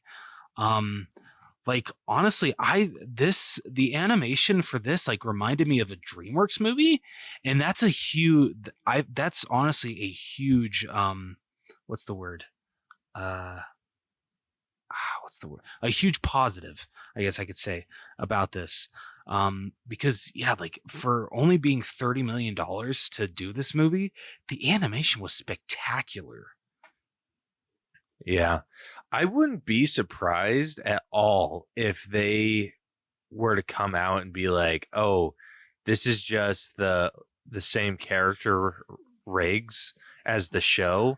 It's just we had more time and a bigger budget to be able to like do proper compositions and stuff. I mean, it would make sense. Yeah. Like when you think of TV shows being able to boost their graphics because of budget reasons, yeah, I feel that Paw Patrol is definitely up there now. Yeah. Easily one of the top TV to movie adaptations. Yes. Just in the animation boost alone. Yeah. But I mean, despite like not even talking about the significant jump, I'd say for an animated movie overall, the animation is really good. Oh yeah, absolutely. Like this isn't even just like talking about the jump from how it looks in the show. Like this is just straight up on its own a great looking movie. And this is how that's exactly how I feel about the first film too. Like I feel it was even kind of a step up from the first film, which was surprising for me. Hell yeah. Like this looks like it looks great. Yeah. There are some things that I'm going to dock for. Okay. The biggest thing that I'm going to dock for is I felt like I don't think they were able to lip sync Victoria Vance very well. Okay, that's fair. Like I don't even know how to explain it because it's like they nailed it with Ryder, they nailed it with the pups. It's like they nailed it with everyone. It's just whenever Victoria Vance spoke, it's just like her mouth just didn't match how she should be talking. Okay. And it was extremely noticeable for me. Yeah. I can't remember which character it was, but I swear there was a part in this where I noticed some animation lagging or some animation lagging. It was with one of the members of the Paw Patrol, and I swear it was either Marshall or Rocky, I think, like the way that they were, or maybe it was Chase. I don't know. One of them. I think I know what you're talking about. Was it when they're on the ship? Yes. Yeah, that was freaking Chase. It was it was Chase. Yep. I don't know what the hell was going on there, but I noticed it too. I was just like, what the hell? Yeah, like it felt like they went stop motion for a second. Yeah, right. Yeah, that it like took me out for just a couple seconds, but it was like weird. I'm like, okay, everything else is like beautifully animated, and you guys just like missed this one shot. I don't know how you guys missed that. Yeah. It was like the only shot in the film that looked like that too. Yeah. But it was like for a good like couple scenes, I'm just like, like I kept blinking. Like, okay, am I just like, Yeah. Okay. I'm glad I'm not the only my one that eyes noticed like it. playing tricks on me? Because that's weird. Yeah. Okay. Okay. Good. I'm glad that you noticed it too. But like, I definitely agree with you with Victoria and that. Honestly, are like the only problems I have with the animation. Other than that, super super solid. Looks so freaking good. Yeah. So where are you sitting at with the animation then? Just because I feel of what you pointed out with Victoria and just that lagging, just because it took me out of the movie a little bit. I think I'm gonna go an 88. I might be a hair lower, sitting at like an 87. Okay, fair. All right, next up we got music. And so the soundtrack for this, it's very kid friendly. Dude, I will. I don't know about you. The original When, song was a freaking banger. It was, yeah, no, because like they played it before the movie, like they had a whole music video. I'm like, okay, you know what? This is actually pretty good. And, you know, they played it in the movie too. I'm like, okay, I like this, but I don't know about you, but when they are trying to catch Humdinger in Adventure City, and they start playing "I Don't Care," I was just like, what the shit? You pick this song for the chase sequence? Okay. It was a very odd choice. It was. I was just like, I what wanted the hell? I wanted to laugh out loud. Like, honestly, I had to like kind of stop myself from laughing. I did laugh. I didn't care. That shit was freaking hilarious. I'm just like, out of all the songs you could have chosen for a chase sequence, he says you chose the song that goes, "I crashed my car into a bridge. I don't care." Yeah, I think I could come up with a few better chase songs than Yeah. I Don't Care. I agree. But shit was freaking hilarious. It was super funny, but it's one of those songs I feel pulled me out of the scene because it didn't fit very well. That's fair. Yeah, because like honestly, when it starts playing, you're just like, wait, what the shit? And then you come back into the movie, you're just like, wait a damn minute. Dude, I was like, did they mean to play this song? Yeah. But yeah, so I'm docking for that song. Just That's a hair. fair. Yeah. But I mean, obviously the Paw Patrol theme song is a freaking banger. Yeah. First time hearing it, absolutely agree. And then the original song that they played at the end was a freaking banger too. Yeah, it really was. So I'm like, shit, like those are the Paw Patrol theme song, dude, is a freaking earworm. Fair. It honestly is. Like, dude, I shit you not, I will sometimes get caught humming that at work. You know what? Don't feel bad because I'll catch myself humming the Bluey theme song at work.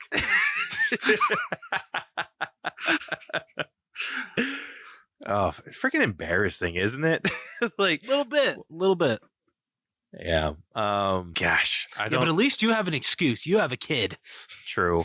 Very true. But it's also hard when you're working around adults all weekend, and then you're just like, Paw Patrol, Paw Patrol. Shit. One of these days, I'm just gonna start like, da da da da, Mom, just shout it out. Oh man, dude. So this is a tough one for me. So where I can't, in good conscience, give the music a 10 because I feel the I Don't Care song was so out of place. Yeah, that's fair. I'm personally at an 8. But I mean, I could definitely do a 9 if you wanted to. Shit, dude, I don't know. I'm a literal coin toss on this one.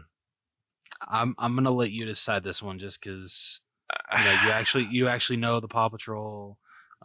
Just you know, especially the theme song inside and out. So I feel this. I'm gonna let you decide the score. I'm gonna go with an 8. Okay. because good. because of how because one, it's only the two songs that are the earworms, but I don't think the original song is as much of an earworm. That's It's a good song, but Yeah. I don't think it's as catchy as the theme song itself. So I think that's a little bit more on the slightly above average side. Okay. So yeah, I think 8's appropriate. Okay. Agreed. All right, next up we got costumes. Dude, their freaking superhero outfits were freaking on point. Like, oh my god, they looked fantastic. The way they lit up was so badass. Yeah, they were. I actually have Oh, hell yeah. pictures. Sweet.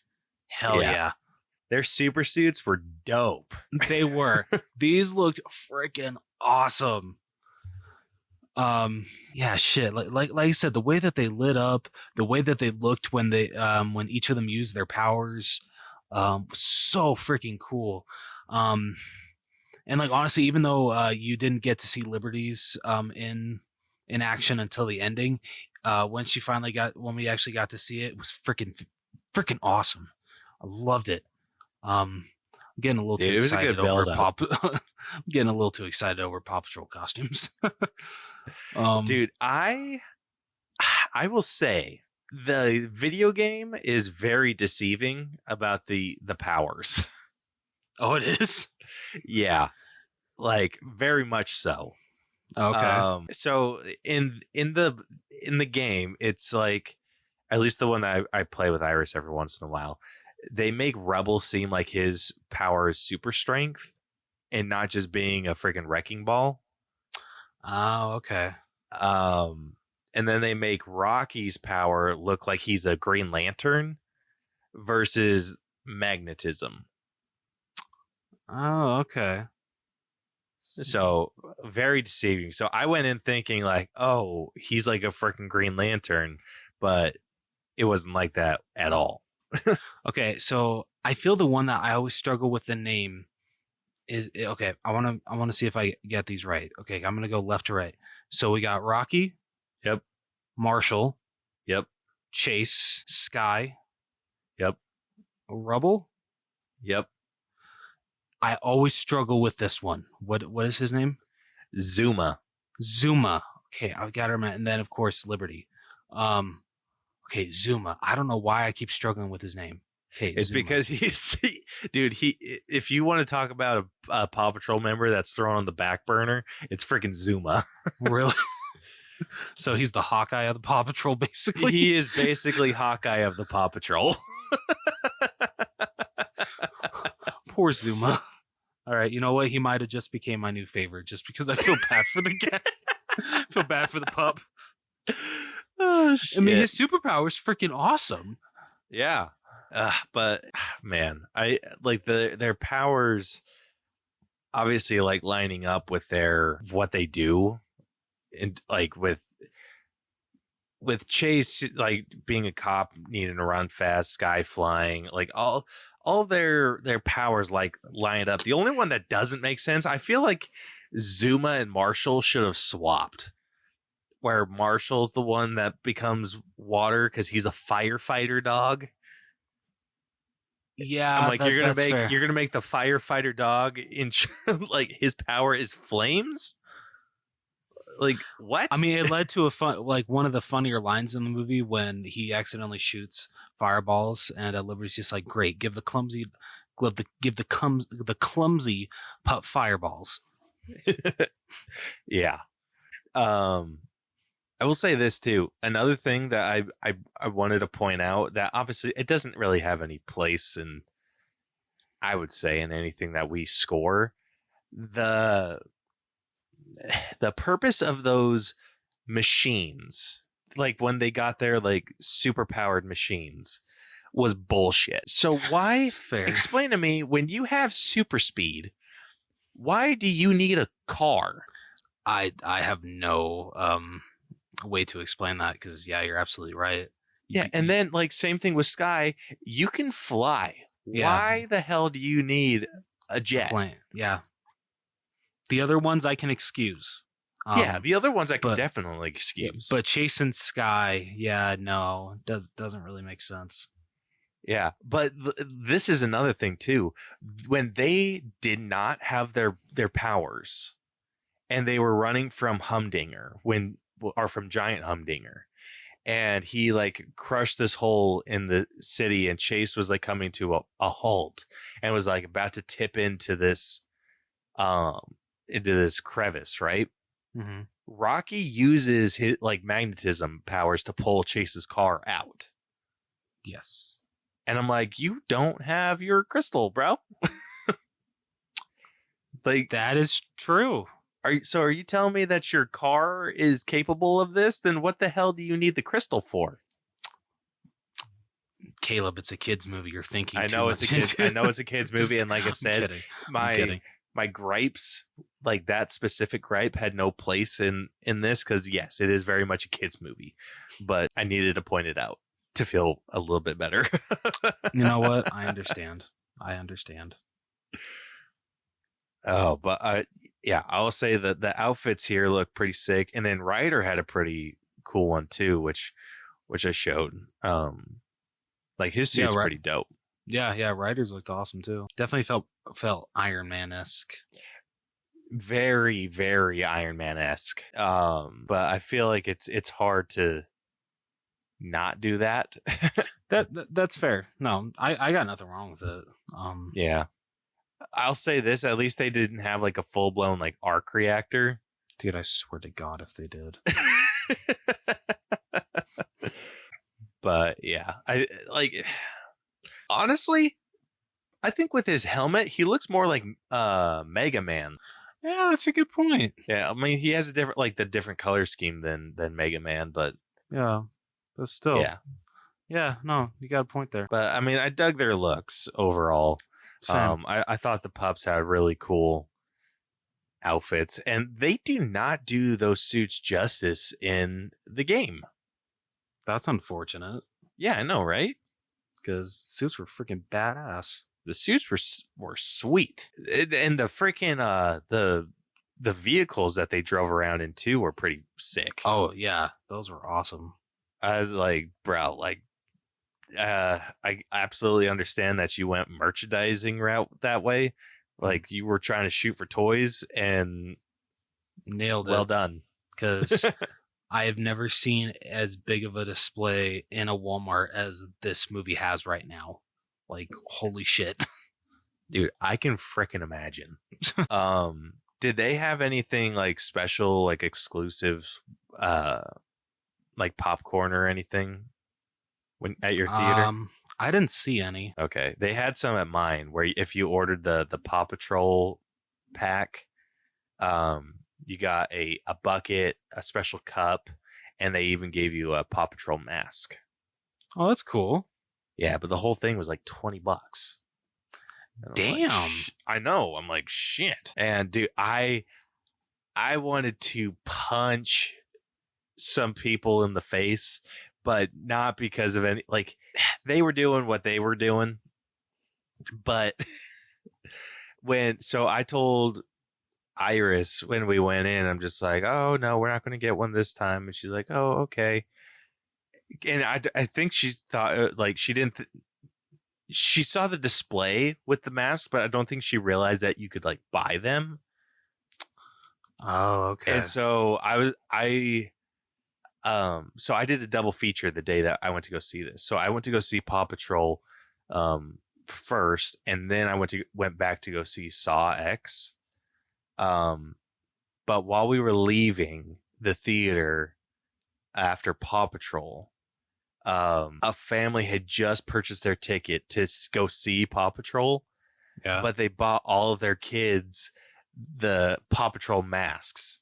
And I'm like, fuck. Shit.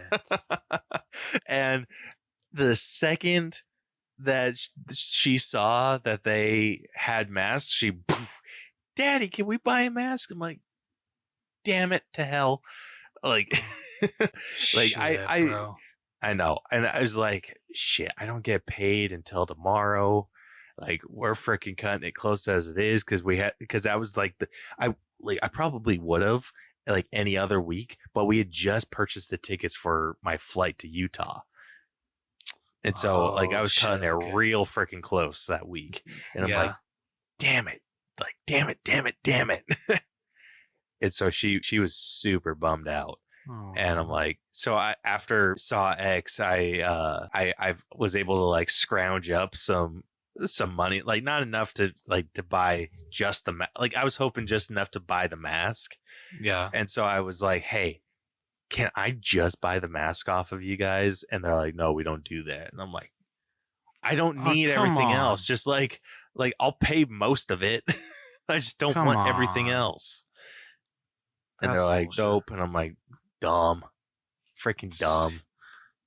Damn.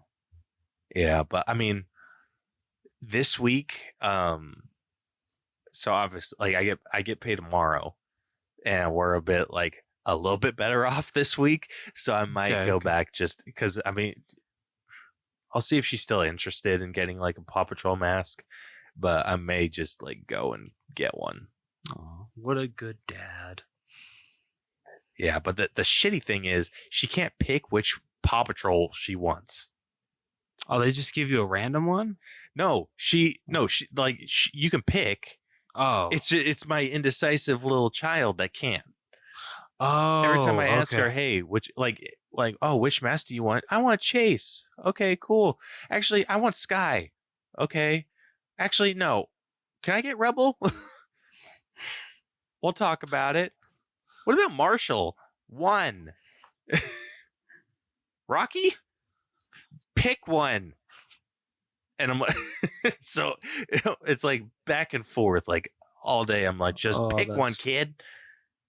That's funny. And so, yeah, I think she's like settled on Rebel. But I think you hope so. I hope so. When if you do decide to if you do get the popcorn bucket, the cup, and the mask, hopefully the one that you come home with is one that she's like, oh, yep, Daddy, that was the exact one that I want. Just like, oh, well, Dad, I actually wanted Sky. I'm just like, you tell me that now.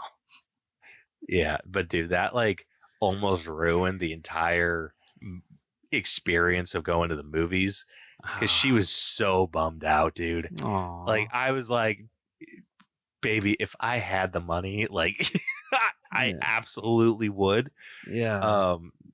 I tried making it better because they had like a little arcade, and so I let her sit at the arcade and like pretend to drive. Bro, if anything like that ever happens again, please just text me and I will Venmo you that money. I will Venmo you that money so fast. Just like, hey, Uncle Rose. You want to continue to be Iris's favorite? I know just how you can.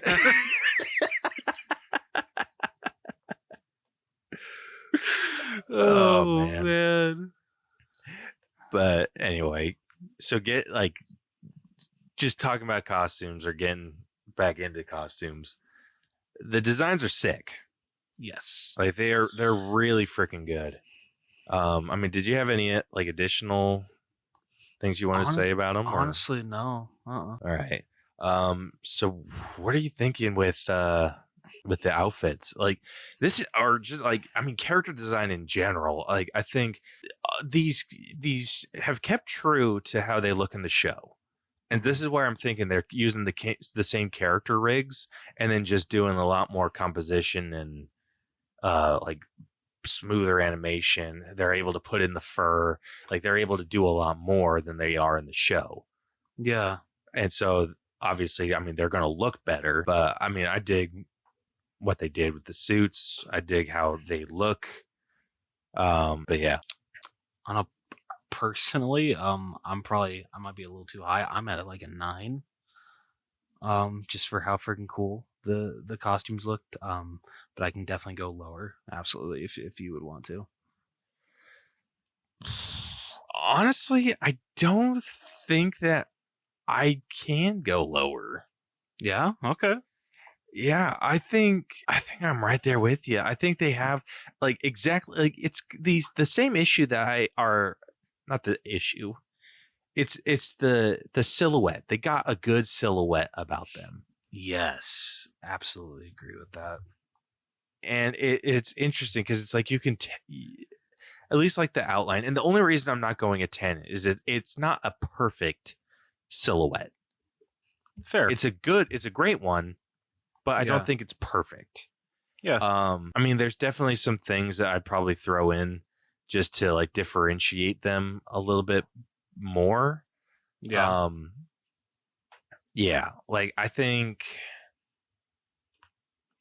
I don't know. Like I think there's some things that I don't know. Like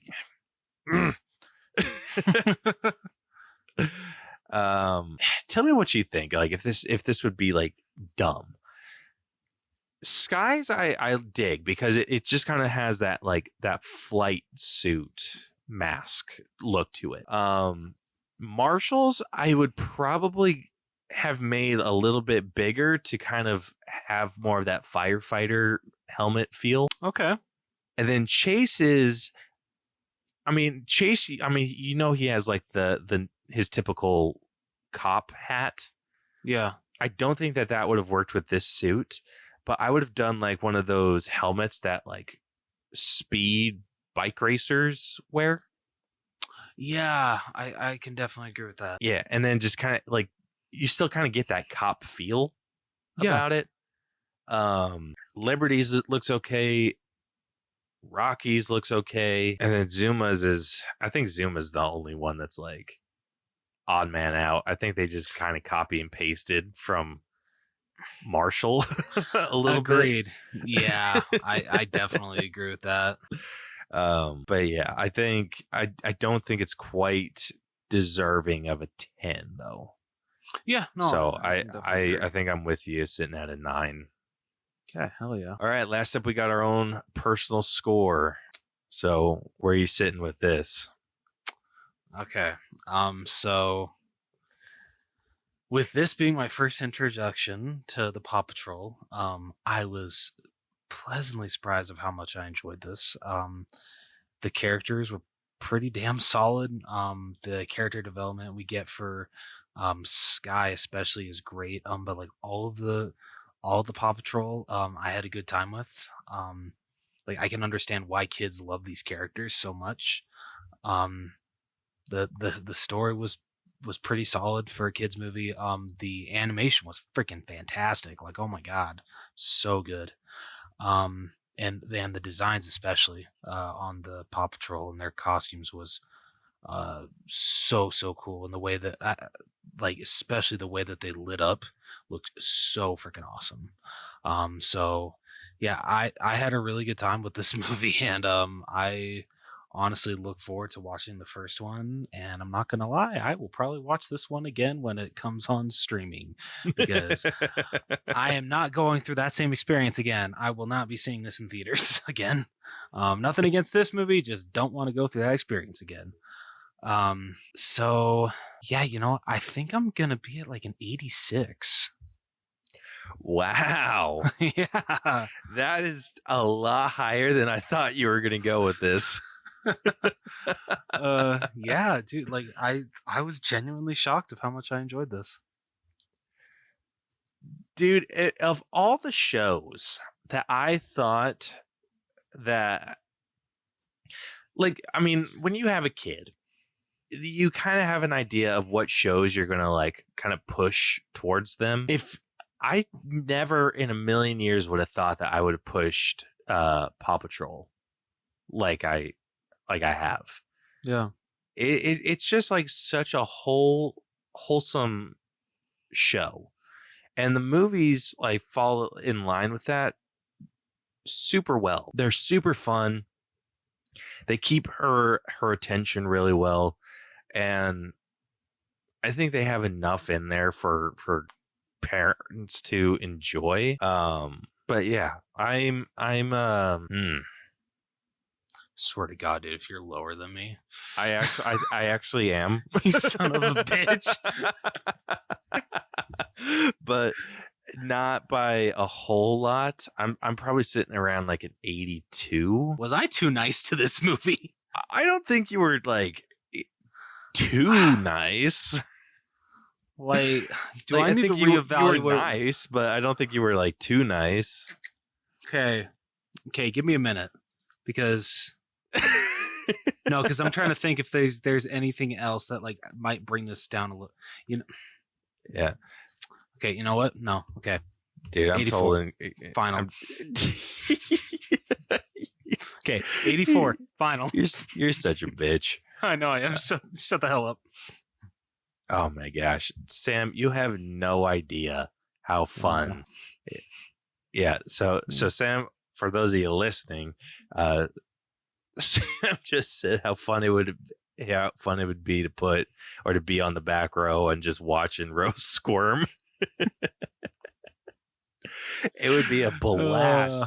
That would be the highlight of my life. Oh man, dude, the shit I would have done to be a fly on the wall. You're such an ass.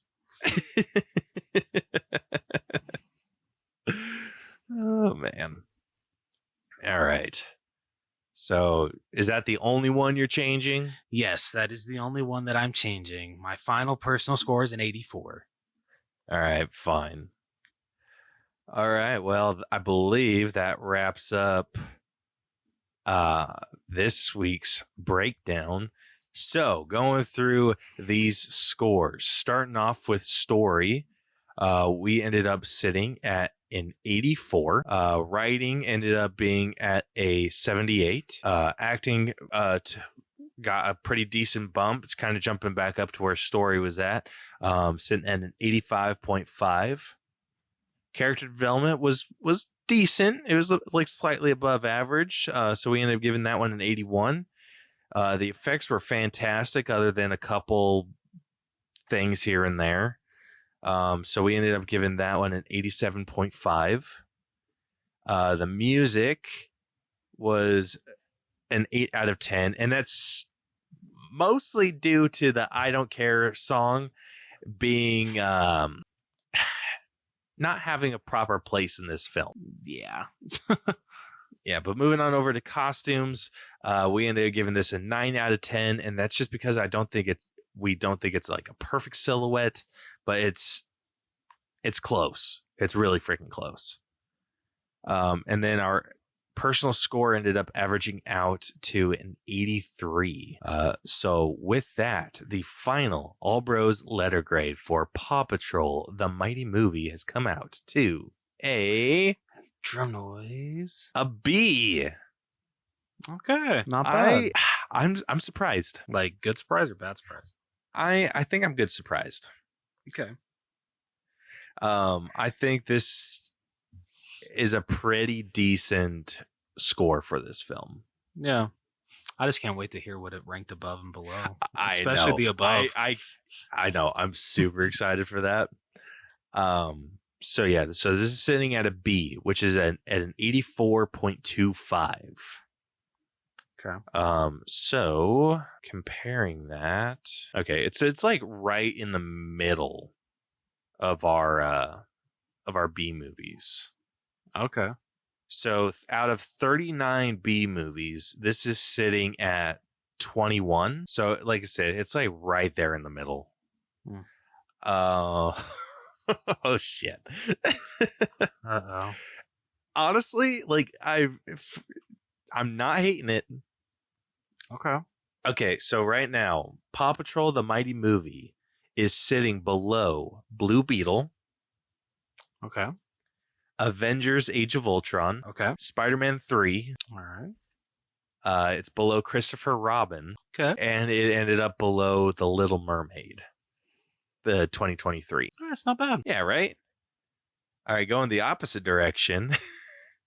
It is sitting above Solo, a Star Wars story. It's above A Christmas Story Christmas. Okay. It's above Free Guy. I agree with that. It's above Thor Ragnarok. Oh shit! And it is above Sonic the Hedgehog. Damn. Okay. I am not hating this placement at I'm all. not either. I expected it to be above more divisive films, but yeah, I'm not surprised by any of those, honestly. I know, dude. Like, I think the only downfall of this movie was solid. It really was. Like, it's a kid's movie, so it's just kind of like, whatever. But I mean, in the end, like a kid's movie's still good. It can or it can still be good. Exactly. So, yeah, I was expecting this to be a little bit more controversial. This is probably one of the ones I've agreed with the most. Yeah, dude, same. Yeah, this is great placement. Yeah. All right, well, unless you got anything else you want to add. Nope. Okay. This is easily one of the more cut and dry rankings. Yeah. Well, if you like what you heard and you want to hear more from us, you can follow and subscribe to us wherever you listen to podcasts. We are literally everywhere. Apple Podcasts, Google Podcasts, Spotify, iHeartRadio. Yeah, you can find us really anywhere.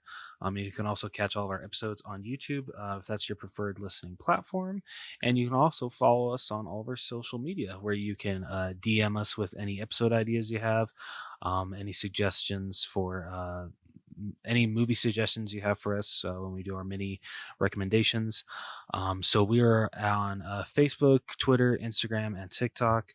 Facebook, you can find us at facebook.com/The Allbros, Twitter, Instagram, and TikTok at The Allbros. Or if you prefer, you can email us at theallbroschannel@gmail.com. You can check out our website at tinyurl.com/The Allbros. And you can also check out our merch store, Public. Jeez. tpublic.com/user/The Allbros channel.